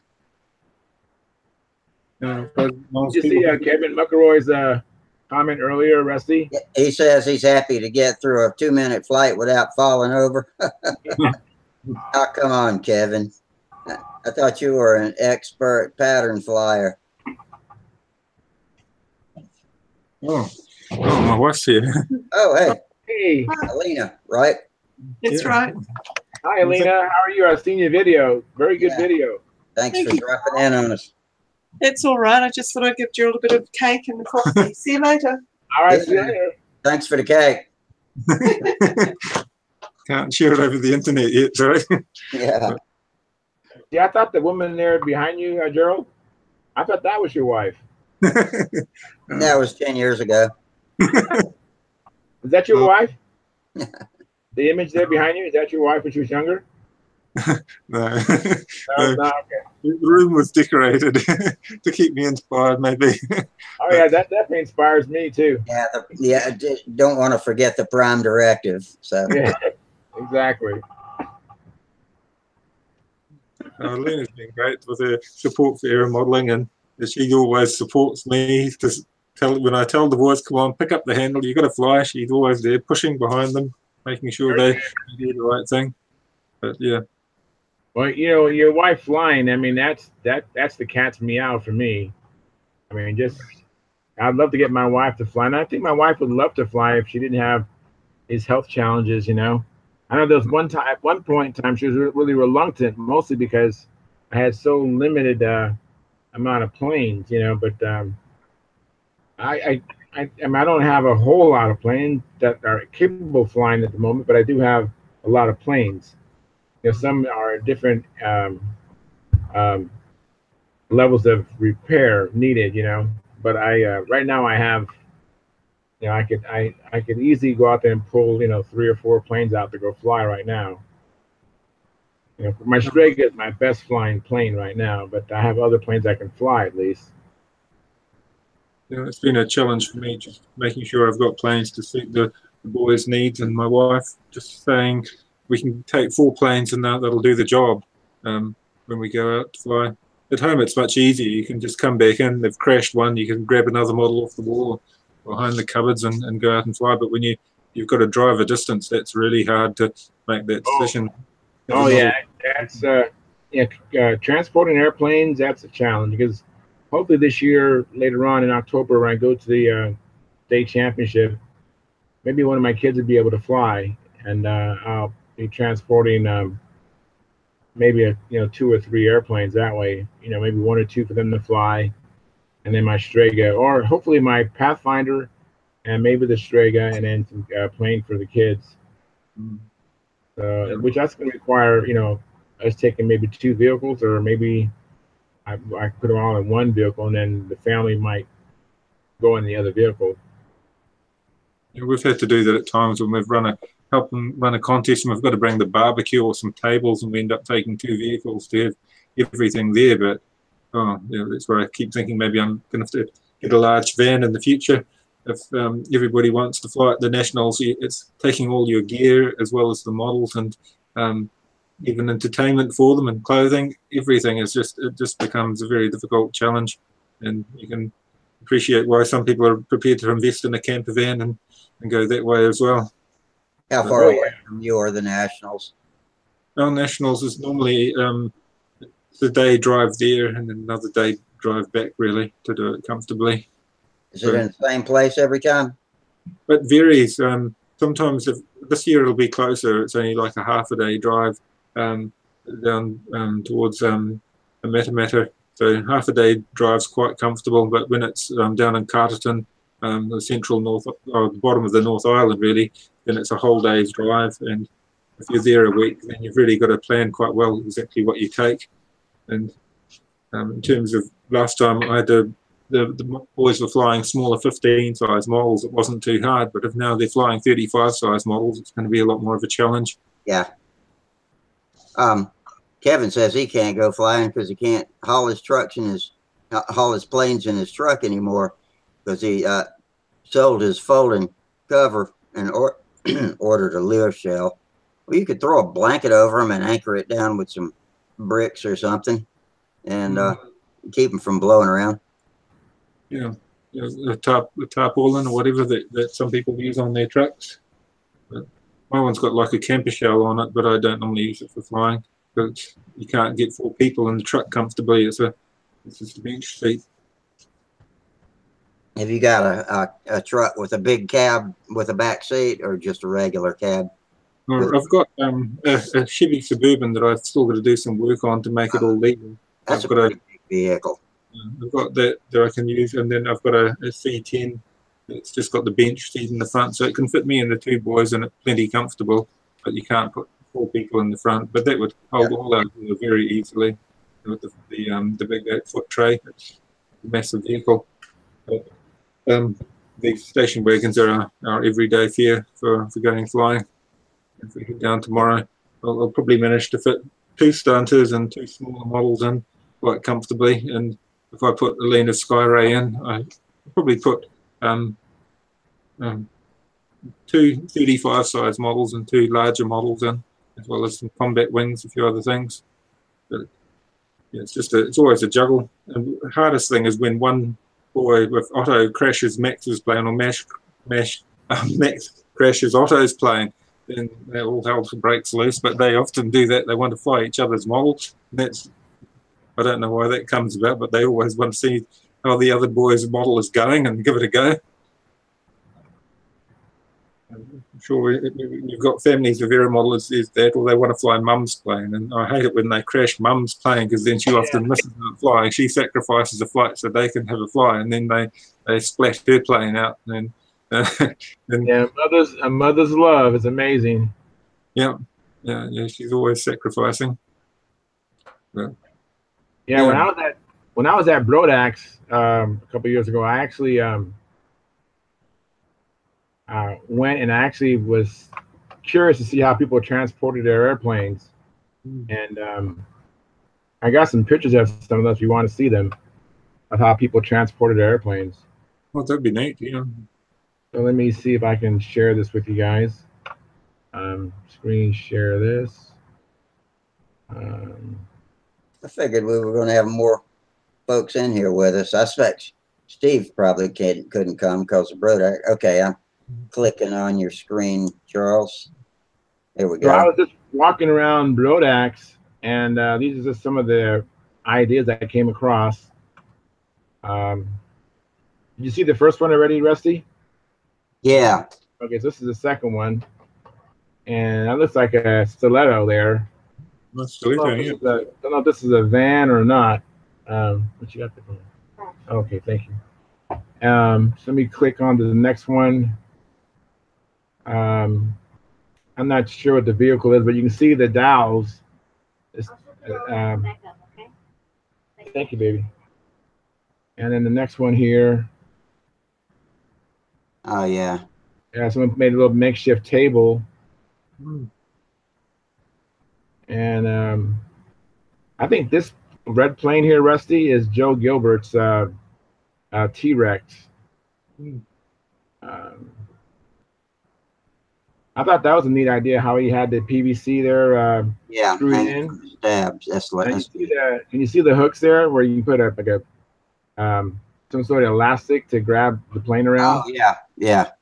I thought, a matter of fact, here's one in the back. You can see the bungee cord there. You see that where my cursor's pointing at the bungee cord there? Yeah. Yeah, so I was just walking around Brodax just trying to get some ideas. And also check out some of the planes. This looks like this kind of reminds me of a Thunderbolt. I don't know if it is, in fact. Yeah. And then I think this is a Brodak P40. But you can see it's some planes. Here's that biplane back here. So I was just really just kind of checking out different things. Another angle of that, and I really believe that is Joe Gilbert's plane. Let's see, another shot of the same thing. You can see the other biplane a little better. I just love this chipmunk. There's some more shots of it.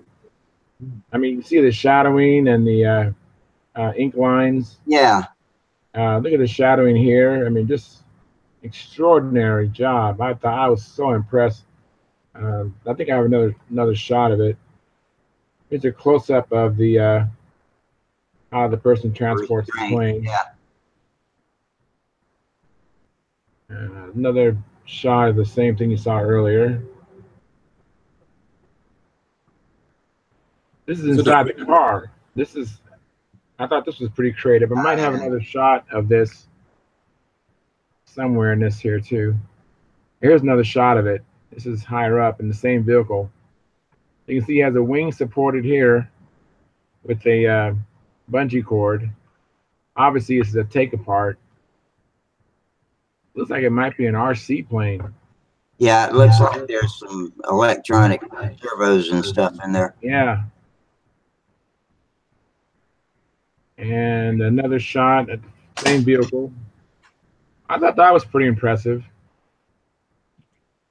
You had 3 airplanes in the back of a vehicle like that. Yeah.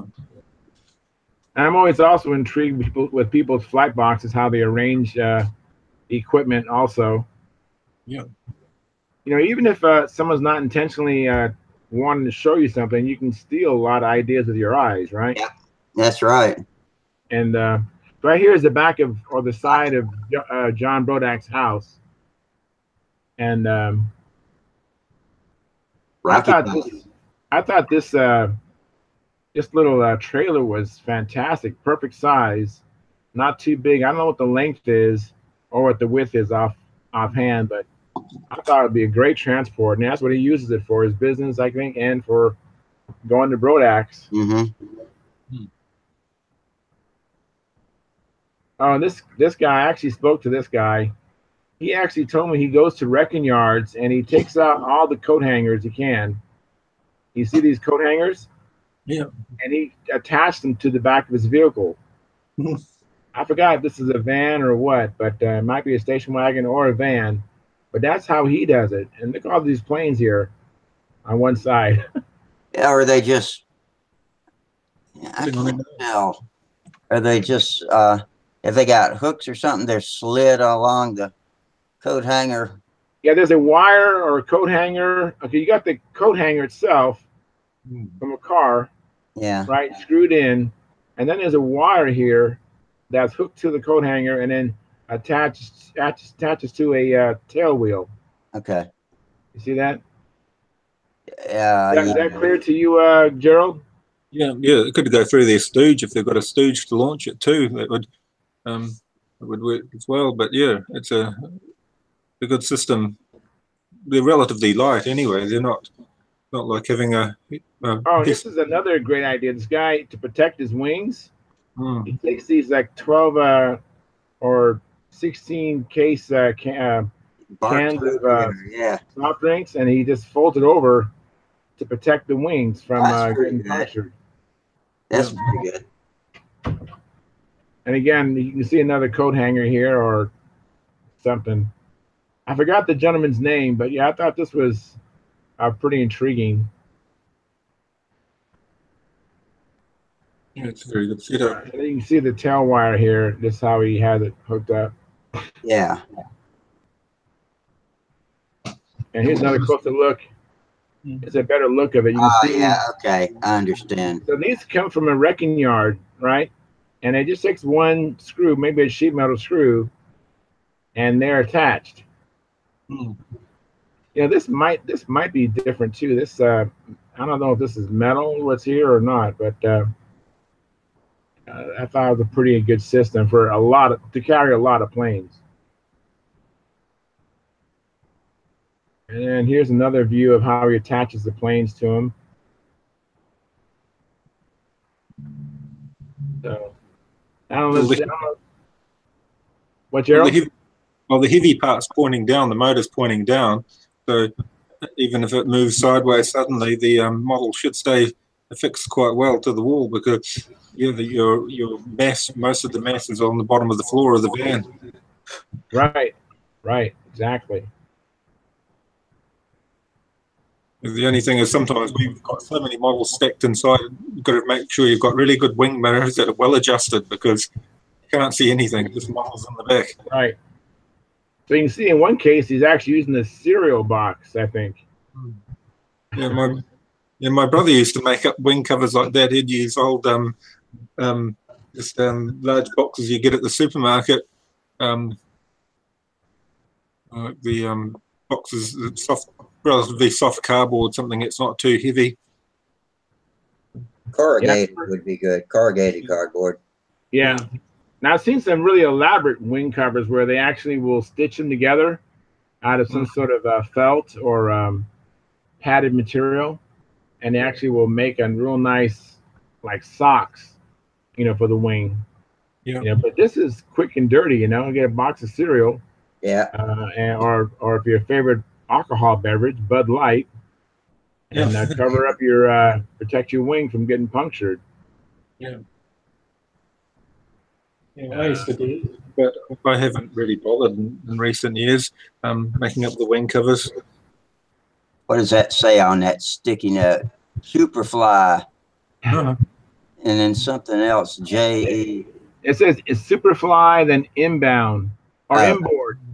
That's probably the inboard wing. Okay. So he probably has them labeled. This is probably for the plane. Yeah, so they're Superfly and individually. inboard, and the other one probably says outboard. Yeah, probably so. Ah, here comes Dennis Nunez. Hey, Dennis. Good evening, everyone. Good evening. How are you doing? Good. I got a new contraption that I'm playing with. I got a little tripod for my iPhone and seeing how it works. Wow. So far, so good. You didn't come in sideways this time.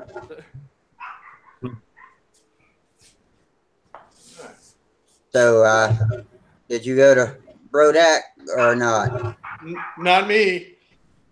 Yeah, I'm just showing some pictures, Dennis, of when I was walking around Brodax, I was peeking into people's vehicles or trailers to see how they transport the airplanes. Yeah. And so I'm kind of showing a slideshow of different things I came across. Ah. And so this one I'm screen sharing. Let me click back to it so I can see what I'm doing. Where am I at now? Okay.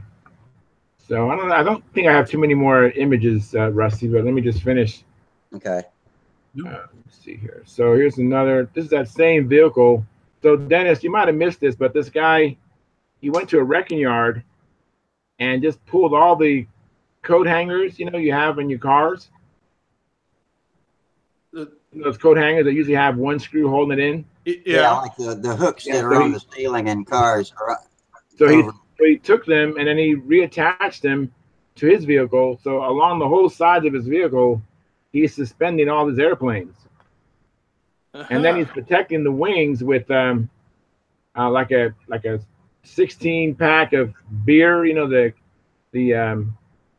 the cardboard container that you normally throw away. Yeah. He just folds it up and then clips it to the trailing edge of his wing, and it protects his wing from getting punctured. I hear a cat fight. I got to go rescue my kitties. I'll be right back. Hey, Charles, can you send me a couple of those pictures? Oh yeah, absolutely. That's one of my biggest problems is transportation right now, getting planes to and from a contest. Yeah, I know, and not to mention all the hardware you're collecting. Well, I'm not worried about the hardware as much as I am the planes. That's the thing. You can build them, but you've got to be able to transport them and store them safely. Here's a real good idea. I don't know if you guys can see this. Now, this is what I kind of have. This is what I use. I hope I can come across my setup. But you can see here in this, looks like a van. The guy has 1, 2, 3, 4, 5 planes. And the second to the top is a Nobler. Like a Nobler profile, looks like. Yeah.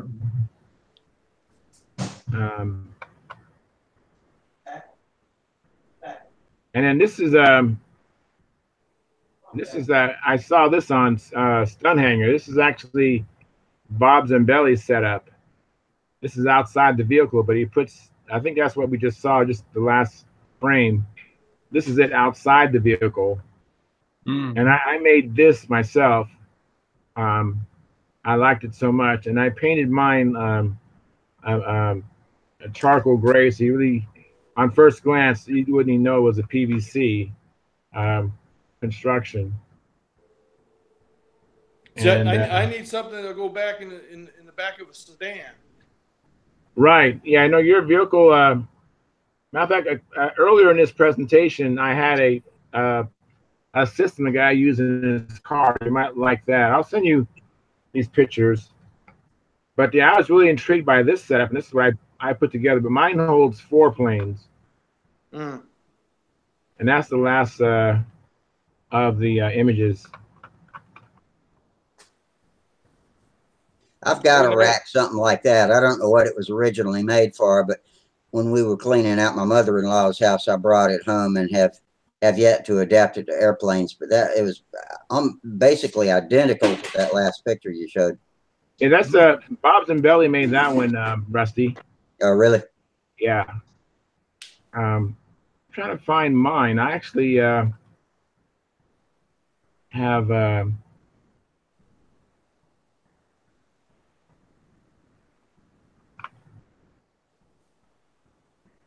my own.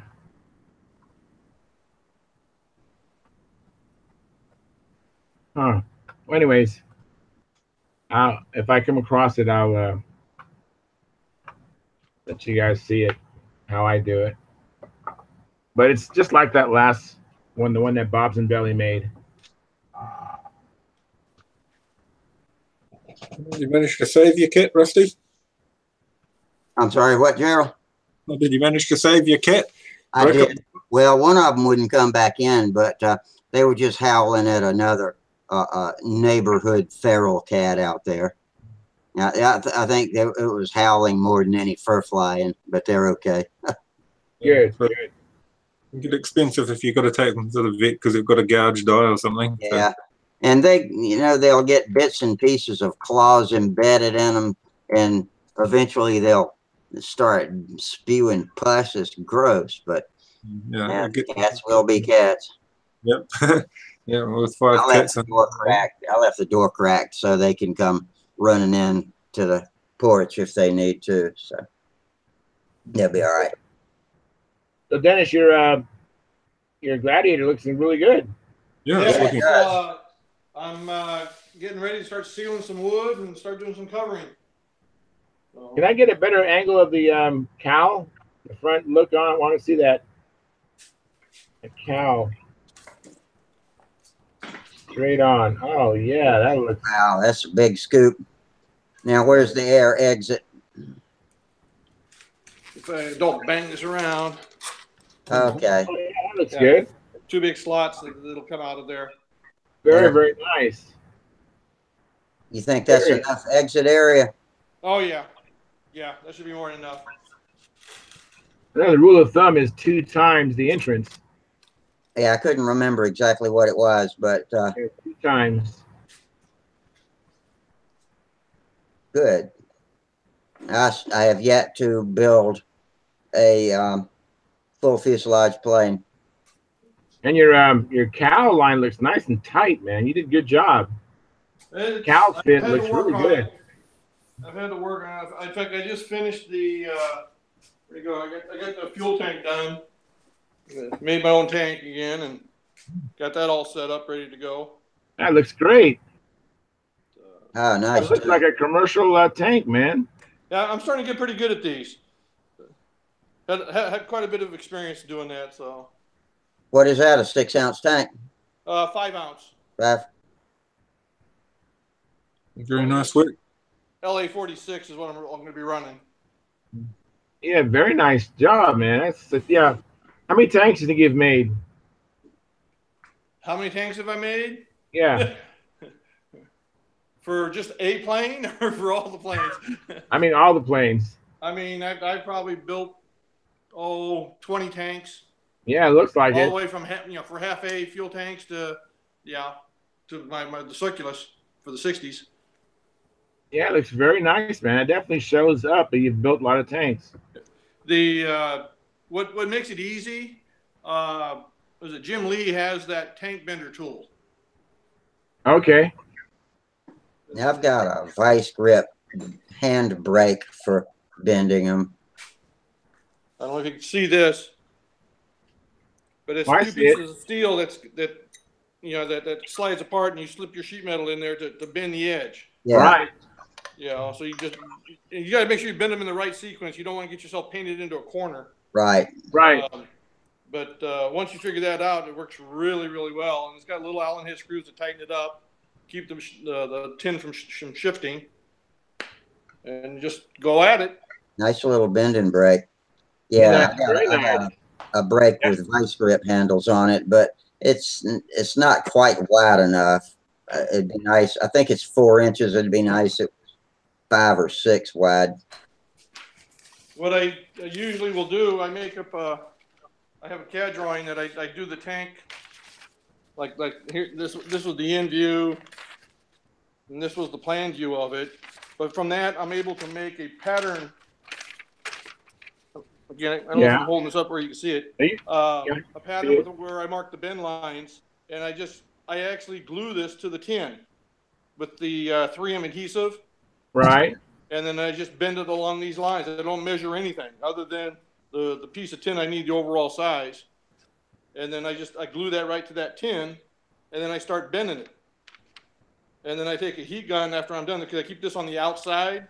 Right. I just take a heat gun and just peel it off, and don't have to Very scribe nice. anything or mark anything.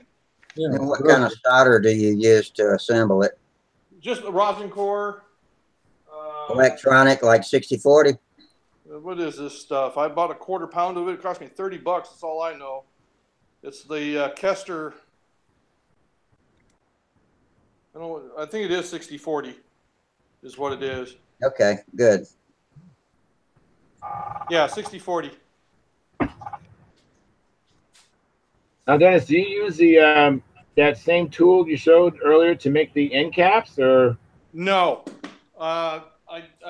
Again, I'll trace the outside after I've got it bent up and I'll solder up the main seam. Right. So I make sure it holds the shape that I got. Then I just trace it. I take a felt tip pin on a piece of tin and I mark the outline of it. And then I just snip off. I leave like a 1/16 of an inch overhang on all, in this case, 5 sides.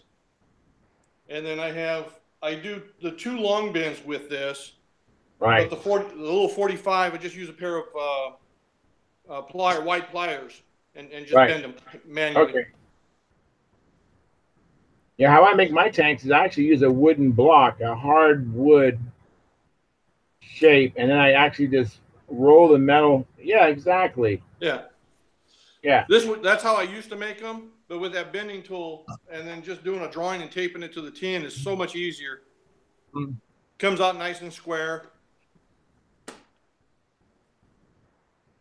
Well, you've got a nice, neat shop. Looks pretty well organized, Dennis. Well, it's small, but it does the job. Yeah, well, it looks great. It looks nice and neat. You know, you got space. Even though you said it's small, you know, you haven't cluttered it up like mine. I can barely walk through. Well, I don't have the cars in here either, though. Yeah. I still got to put 2 cars in here. Very good. Very, very good. Mine's just littered with too many aircraft. I've got space, but I don't make good use of it. But that's where I really did.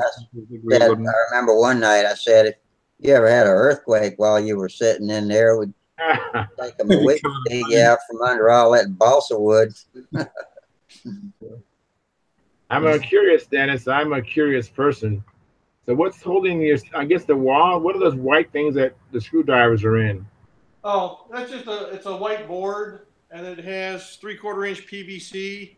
Okay. That's screwed to the white board, and then Very that's attached nice. to the wall. And so I just got the little holes to put the screwdrivers in. Very nice. I like it. I didn't know what those cylinders were, but yeah, Yeah, the it's just PVC. little short pieces of PVC. In fact, I think I have some still laying around here. I used to. It's just I can't find it right now. It's just 3/4 inch PVC, about 2 inch long.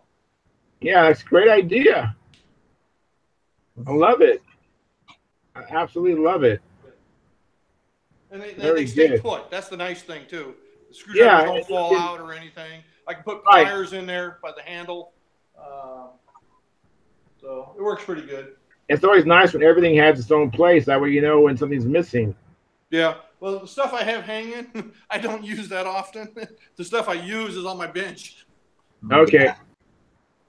Yeah, I like to have most of my tools within an arm's reach of my working area. So that's still very nice, Dennis. Yeah. So this is my main workbench that I work off of. Yeah. Yeah, I like how you have the jars there where you screw the caps in and the caps are attached to the shelving. That's very neat. Yeah, it's very missing right now. So. Yeah, but that's still, I love it, man. Great job. Oh, by the way, Dennis, I mean to tell you that the video I thought I was shooting at the Palmer, Uh-huh. I don't know what happened to it. The only video I have is when I was setting up, and I actually got parts of Steve McBride's Steve McBride's flight, but it was more of me just trying to find my position. And I don't know what happened. For the life of me, I have no video. Oh. So I no don't big want deal. you to think that I'm holding out on you, and I took video, but I didn't successfully get video. You just want to take advantage and have an advantage over me to see where all my mistakes are at, so you don't do them. You know, Charles is a video thief. He's going around taking pictures of people's planes holding ideas for their cars, and now he's got your workshop. So look for your message to turn up anywhere in a slowly growing circle around San Diego. Oh, it's funny. Yeah, Dennis, I wish I had videos. I would have loved to seen the errors in my flight, you know, because I don't know. I just see the score, and you know, and I know you're going to go to that meet next weekend, right? Well, the stunt clinic, yeah. Yeah, you're going to go to that? Yep. Yeah, I wish I was going. That's going to be a huge advantage you have over me. But well, it's open to you. All you I gotta do know. is I just don't have the nickels to do that, buddy. Yeah, I can understand that. Yeah. And that's a long drive. That's I mean, that's still a little bit of a drive for you, right? It's an hour away from me. Oh, that's not bad. Yeah, for me, I think it'd be 8 hours. I think. Yeah. 8 yes, or I'll travel back and forth both days, Saturday and Sunday. Oh, that's great. Yeah, that's great. Yeah, I wish I was going to go. I really do. It would be great just to have either Ted or Dave Fitzgerald or Brett Buck fly my plane and tell me how wonderful it doesn't fly, and then get a chance to judge me, critique me, and So now you went there last year, so they actually will trim your plane or tell you what you need to do. Well, last year was the first year that they did it, and they weren't quite sure how to go about it. And so what they ended up doing that last year was they just had everyone fly their plane, and they just judged it. And they told you what you were doing wrong with the maneuvers and so forth, where you made your mistakes. What they forgot and what they didn't realize that some of the planes were not capable of doing the maneuvers of the way they should have been because they were not trimmed properly. Right. And mine was one of them. Mine was too nose heavy at the time. Right. And so this year, Saturday is going to be spent doing bench trimming and trimming in the field, the planes, and then Sunday will be judging. And they will go in, we will fly our planes, and they will judge us and then critique what we did and what we didn't do. So it should be a lot better this year. Yeah, so Gerald and Rusty, what we're talking about is this fly-in up in Woodland, California, where you have Brett Buck, Ted Fancher, and Dave Fitzgerald. It's all free, even giving you free hot dogs. And the first day, they will trim your plane. And then that's what the flyer says, anyways. And then the second day, Sunday, you will fly your plane, and then they will critique it. So we have the same sort of thing at Triple Tree during Joe Knoll on last year on Thursday, and this year, of course, was canceled. But it was Dave Fitzgerald and Derek Barry and I don't know, a couple of other people. I don't remember right offhand, but yeah, they did the same thing. They flew other people's planes and evaluated them, and everybody came out of it feeling like they had really picked up some good advice and some trimming tips. So that worked out well.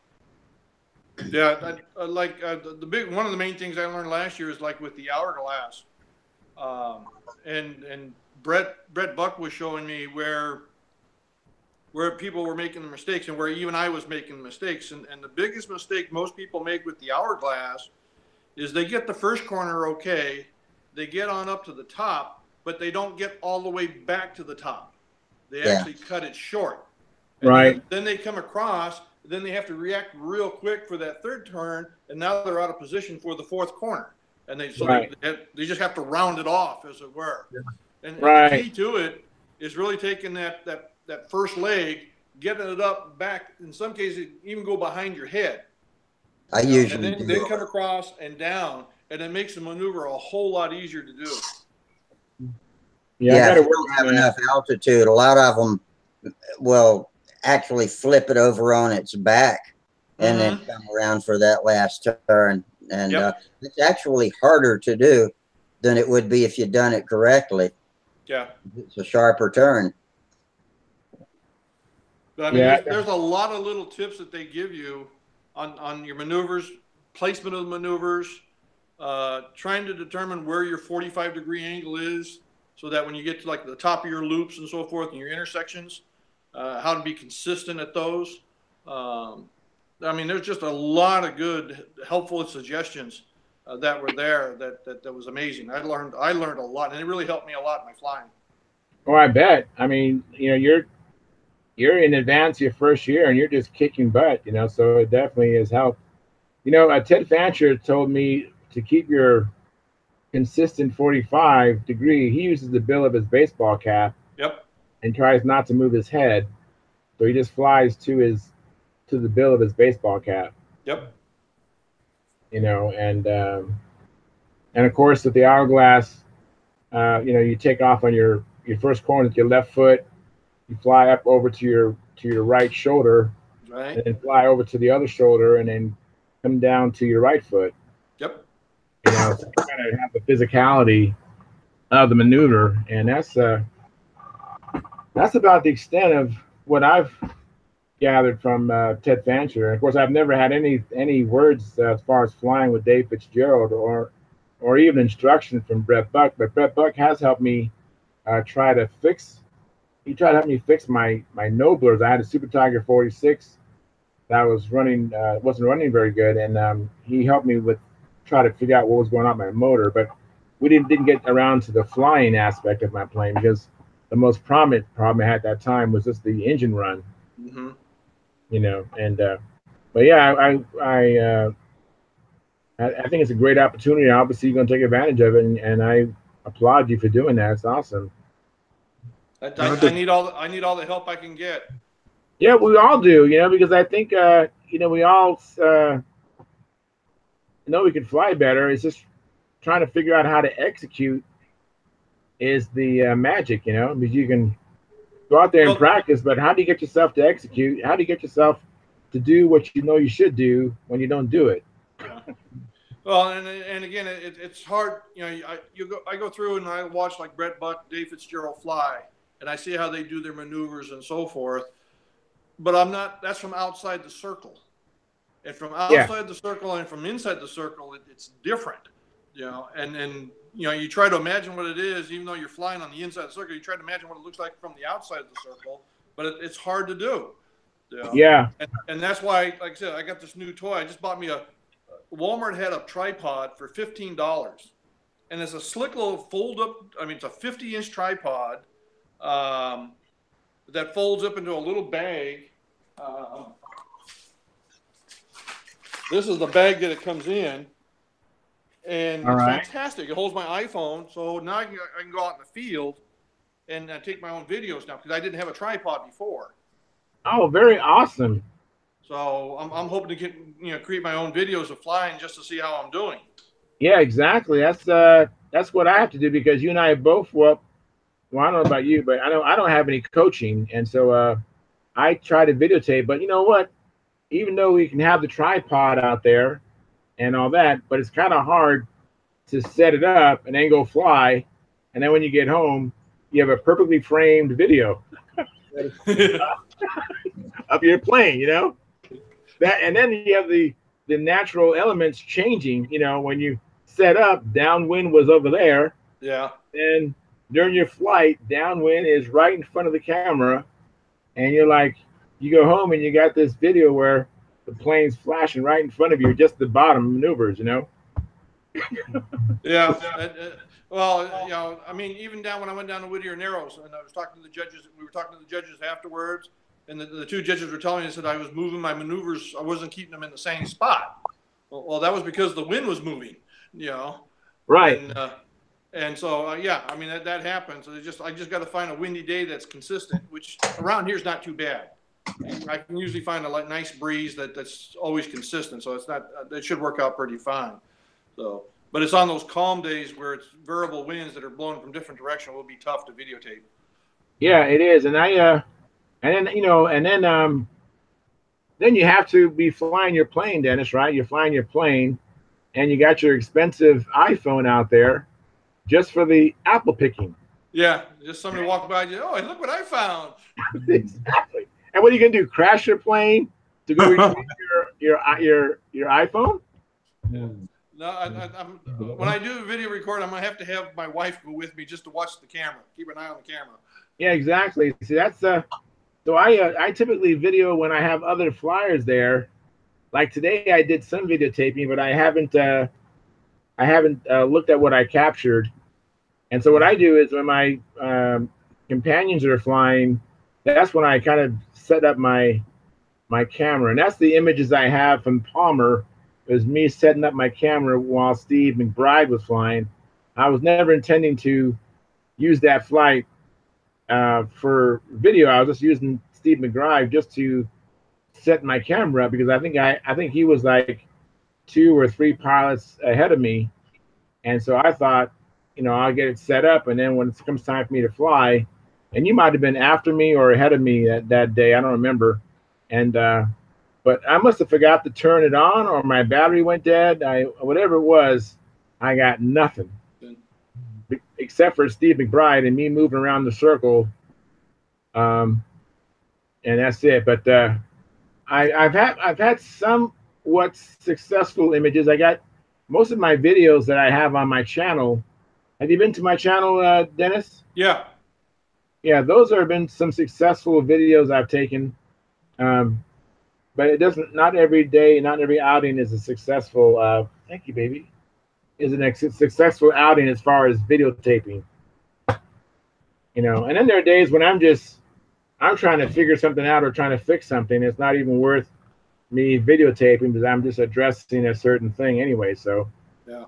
But yeah, that's kind of what I do. And I have one of those small, it's made by Vitari, I think it's called, but it's a tripod that actually is very flexible. So I usually strap my tripod to a fence, kind of amidst some bushes, so my camera's not out and wide open, and so that most onlookers would not even know there's a camera there.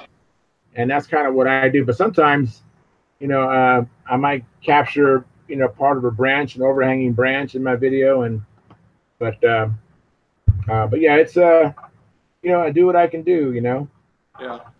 Well, it's amazing because when you talk to the experts and what they have a coach that somebody's helping them all the time. Make sure absolutely. Things right. And I don't have that luxury. I fly by myself. So, hopefully the camera will help me just to do my self-coaching, as it were. Yeah, that's what you and I got to do, is just our self-coaching. I don't have a coach, and so that's what you got to do, But I'm still believing that even with this disadvantage, do my darndest, and we'll see where the chips lie,